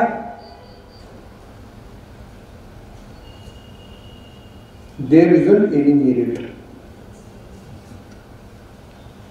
या पद्धतीने शिवाजी विद्यापीठाला नाव ठेवत होती. आई वडील नसलेलं बार्शीतलं एक सुताराचं बारकं पोरगं, ते BA ला जागृतीला फर्स्ट आलं आणि मी तेव्हा PhD करतो आणि ते कोल्हापुरात माळावर बसून रडत होतो पोरगं. तो एवढं पोरगं घरी आणा. आणि मग आम्ही बघितलं, म्हणजे काय रडतोय? त्याला नेला, आंघोळ घातली, कॉफी प्यायला दिली. म्हणून काय झालं? म्हणा मी युनिव्हर्सिटीला फर्स्ट आहे म्हणा. इथं भवन नावाचं हे आहे म्हणा, कमवा शिकायचं. आणि मला लोकांनी सांगितलं, म्हणले भवन आहे तिथं जा तुला शिकू द्या. आणि मला वर्गणी काढून ते ST पुरते पैसे दिले होते. मी आलो इथं आणि विचारणार लोक म्हणतात तर पहिला नंबर आहे त्यावर तुला ॲडमिशन मिळणार आहे, पण 2 महिने अजून सुरू नाही. आता मी काय करू म्हणून रडत बसलो. त्या पोराला मी उचलून आणला, त्याला भवनला ॲडमिशन मिळवून दिलं, त्याची जेवणाची व्यवस्था केली. पांडू मस्कर नावाचा आमचा ह्याला माहीत आहे, तो हे होता फिजिकल डायरेक्टर. त्याला म्हणलं पांडू हे पोरगं एवढं सांभाळ म्हणतात. तू म्हणतात त्यात काय म्हणतात, ग्राउंडवर म्हणा खुरपं घेऊन बसायचं नुसतं, ग्राउंडवर खुरपं घेऊन बसायचं, भांडणाची नाही म्हणतात, त्याला पगार देतो म्हणा. ते पोरगं कामाच होतं, ते ग्राउंड खुरपलं, पण सगळ्या बागा वगैरे विद्यापीठातल्या हे केल्या त्याला. तिथं पिठाची गिरणी काढली होती, त्यात 3 तास काम करायचं. मग त्या पोराने नेला, ते पिठाची गिरणीत काम केलं त्यानं. आणि ते बोलायचं नाही, काही नाही, शांत मागे बसलेलं, अंगावर पीठ पडलेले. त्यावेळी कोण आहे पुढं कशाला आलंय असं सगळ्या बुद्धिमान सो कॉल्ड पोरांना वाटायचं. परीक्षा झाली तेव्हा कळलं की स्वतःला फार हुशार समज आला. 13% त्या मुलाच्या कमी होता. ते युनिव्हर्सिटीला फर्स्ट आलं. त्यानंतर ते कॉम्पिटेटिव्ह एक्झामला बसलो आणि त्या एक्झाममध्ये त्याला IIT मध्ये खरगपूरला ॲडमिशन मिळालं. MRP नावाची degree, master of regional planning. इथं काही लोकांनी पाहिलं असेल, ते माझ्याकडेच राहत होतं. हनुमान आठवत असेल, कल्याण गवळी. आणि ते खरगपूरला गेलं. मग मला पगार किती, 500 रुपये. मी त्याचं 25 रुपये त्याला पाठवायचो. 2 वर्ष 25 रुपये प्रत्येक महिन्यात पाठवतो. मध्ये भारतात सेकंड आला. आणि अमेरिकेचा त्याला कॉल आला. तो म्हणा मला अमेरिकेचा कॉल आला, पण मी तिकडे गेलो तर माझी एक बहीण आहे मला अनाथ, तिचं मग काय होणार, माझा मामा म्हातारा झाला आहे, त्यांना आम्हाला थोडं सांभाळ आहे, मला इथंच हे करा म्हणजे. मग आम्ही आणलं त्याला, तपशील सांगत नाही. तो पुढं औरंगाबादचा कमिशनर झाला आणि आता रिटायर झाला. रिटायर झाल्यावर ते अवैध इमारती बांधतात का नाही मुंबईत भारतात सगळीकडे चालू, तर ते इमारतीच्या केसेस चालवणाऱ्या कोर्टाचा तो आता जज आहे. आणि मग ते बघितल्यावर आम्ही विचारलं त्यांना की शिवाजी विद्यापीठाचं स्टँडर्ड काय आहे. महाराष्ट्र तुमच्या साताऱ्यातच पहिल्यांदा होता खिंडीत, बाकीचे केलं. आम्ही त्यांना कबूल करायला होतं की शिवाजी विद्यापीठाचं स्टँडर्ड आता हळूहळू पुढे बदलते आहे. त्यांनी लेख लिहिला तरी प्रश्न येतो हा, हे सगळं जे आहे महाराष्ट्रातले सगळे साखर कारखाने यशवंतरावांच्या सहीशिवाय झालेले नाहीत. लक्षात ठेवा. साखर कारखाने आणि शिक्षण संस्था या दोन गोष्टींचं जे कल्चर यशवंतरावांनी उभं केलं, त्यामुळंच आज महाराष्ट्र भारतात फर्स्ट आहे. उद्योगामध्ये आहे, सगळ्या याच्यामध्ये आहे, GDP मध्ये आहे, अनेक सगळ्या गोष्टीत आहे. तो माहिती आहे, हे यशवंतरावांची दृष्टी होती. आम्ही एकदा ते हुतात्म्याच्या याला गेलो, वाळव्याच्या ह्याच्या दिल्लीला, आणि मग म्हणजे मेलुकायला म्हणजे यशवंतराव ह्यांना राक्षस आले, त्यांना चहा द्या, तर त्यांनी चहा दिला सगळ्यांना. मी एकटाच राहिलो. यशवंतराव चहा घ्यायला दिला नाही. आता मी प्राध्यापक होतो का ते म्हणजे त्याला कसं बारक्या करोला चहा घेता येईल, त्याला मी दूध देते आणि मला त्याने दूध दिलं. वेणूताई गेल्या आणि यशवंतराव आले रेस्ट हाऊसला, खचले होते खूप. आणि गेल्यावर मला एकदम म्हणजे गुंता घेऊन, आता तुला दूध कोण देईल. एवढे दिवस एवढं चांगलं काम केलं माणूस, राहायला घर नव्हतं. तुमच्या हाऊसिंग सोसायटीमध्ये तुमच्या लोकांनी ते घर बांधलं अतिशय चांगल्या पद्धतीनं. काय अण्णाभाऊ साठे हा स्वातंत्र्य चळवळीतला त्यांचा मित्र. अण्णाभाऊला फकीरा लिहिली, यशवंतराव मुख्यमंत्री झाले होते. पन्हाळ्याला काँग्रेसचं अभ्यास शिबिर होतं, शिबिराला चालले होते. ते पियला म्हणजे मला ते फकीरा कादंबरी काय आणून दे. गाडीत त्यांनी फकीरा कादंबरी वाचली, मुंबईपासून इकडंपर्यंत, आणि वाचली त्यांना काढली. आणि मग चहा घेतला आणि गाडीत जरा डोळे जाऊन झोपले. पन्हाळ्यापर्यंत जायचंय ना, पेट टाक्याला झोपले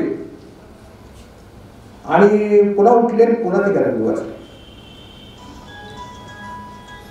यशवंतराव लगेच अण्णाभाऊ साठेने एक कार्ड लिहिलं. ती पद्धत होती, पु ल देशपांडे मला कार्ड लिहायचं सारखे सुंदर अक्षर लिहिणार, तसं कार्ड लिहिलं अण्णाभाऊना.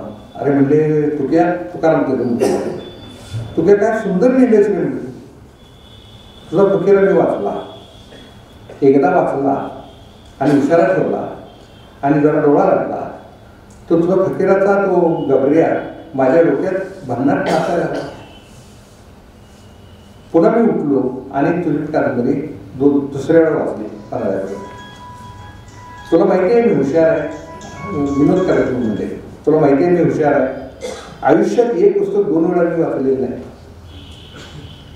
पण मॅट्रिकला नापास झालो त्यावेळा बर्फान रसेलचे निबंध एकदा 2 वेळा वाचले होते. त्यानंतर तुझी कादंबरी वाचली. फार सुंदर लिहिलेस, ह्याच्यावर चित्रपट झाला पाहिजे आणि लिहित राहा. ते सादर काढलं. यशवंतरावांनी फकीरा कादंबरीला महाराष्ट्र शासनाचं पहिल्या वर्षीचं पहिला पुरस्कार कादंबरीचं सर्वोत्कृष्ट कादंबरी म्हणून दिला. आणि अमर शेखला बघून घेतलं आणि अमर शेखला म्हणजे त्या अण्णाभाऊला काही यायला कळणार नाही, पण तुला फिल्म फायनान्स बोर्डाकडून मी 65,000 रुपये मंजूर करतो, सिनेमा काढा. मंजूर केले, सिनेमा काढला. यांना व्यवहार माहीत नसल्यामुळे ह्यांना काहीच मिळालं नाही. एकानं विकत घेतला तो सिनेमा आणि त्याच्यावर त्या काळात कोट्यवधी रुपये मिळत. यशवंतराव चव्हाण हे फार वेगळ्या प्रकारचं व्यक्तिमत्व होतं. कोणकोणत्या क्षेत्रातलं त्यांचं काम सांगायचं असं मला आता प्रश्न पडला आहे. सांस्कृतिक क्षेत्रामध्ये त्यांनी दत्तोमोहन पोद्दार त्यांना सांगितलं की तुम्ही शिवाजी महाराजांचं चरित्र लिहायचं. 5,000 रुपये मानधन त्यांना त्यावेळी ठरवलं. दत्तोमोहन पोद्दारांनी काही इतिहास शेवटपर्यंत लिहिला नाही, पण शिवाजी महाराजांचं चांगलं चरित्र लिहून घेतलं पाहिजे असं एका मुख्यमंत्र्याला वाटतं. लक्ष्मण जोशींना प्रज्ञा पाठशाळा आणि ते बाकीच्या वहीमध्ये आणि मराठी साहित्य संस्कृती मंडळ त्यांच्या नावावर हे केलं. आज तिथे जे ग्रंथ तयार झाले ते ग्रंथ जगातले दुर्मिळ असे अत्यंत उत्कृष्ट ग्रंथ आहेत. अनेक गोष्टी सांगता येतील. कर्मवीरांना यशवंतरावांना आधी सुरुवातीला जवळ घेत नव्हते. अण्णा आजारी पडायला लागले, यशवंतराव भेटायला जायला लागले आणि अण्णांना असं वाटलं की आता मी मरणार आणि मी मेल्यानंतर संस्था चालवायला शाळा माणूस पाहिजे.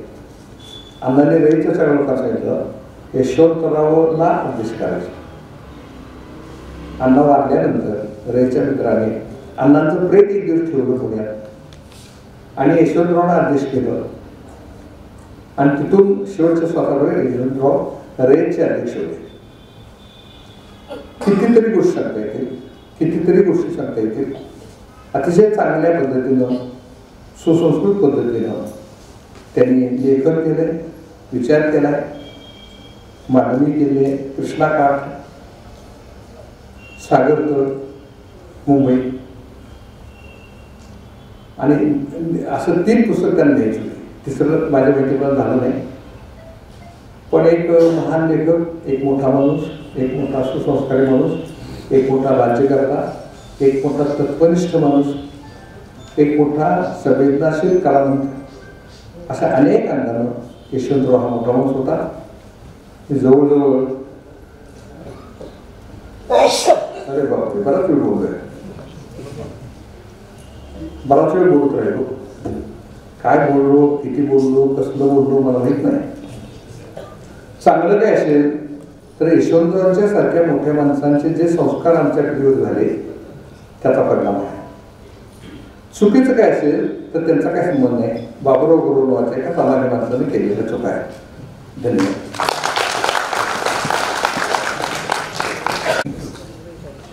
धन्यवाद सर.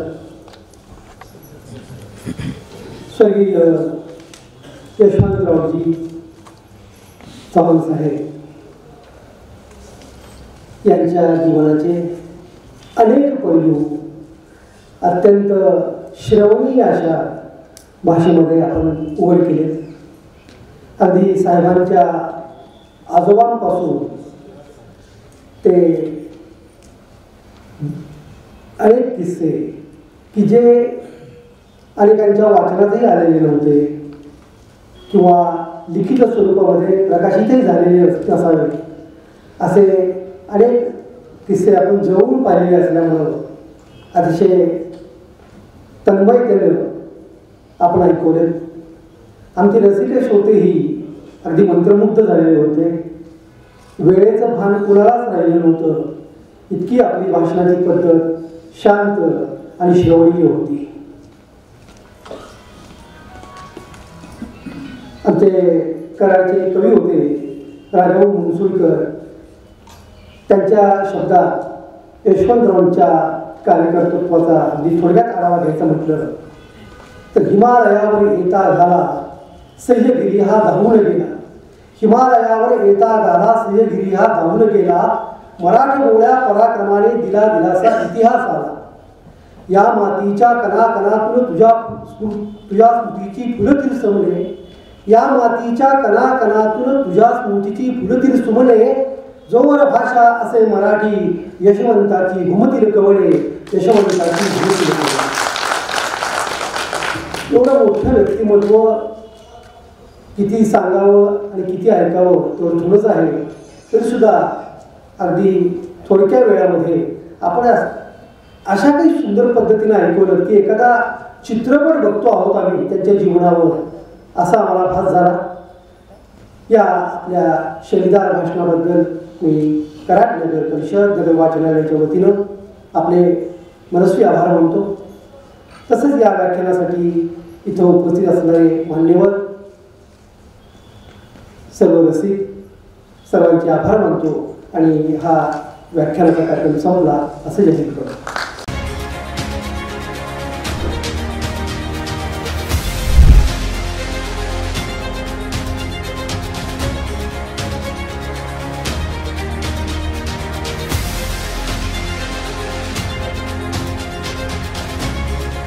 KMS न्यूज, स्पंदन मरांचे, नाते आपुलकीचे.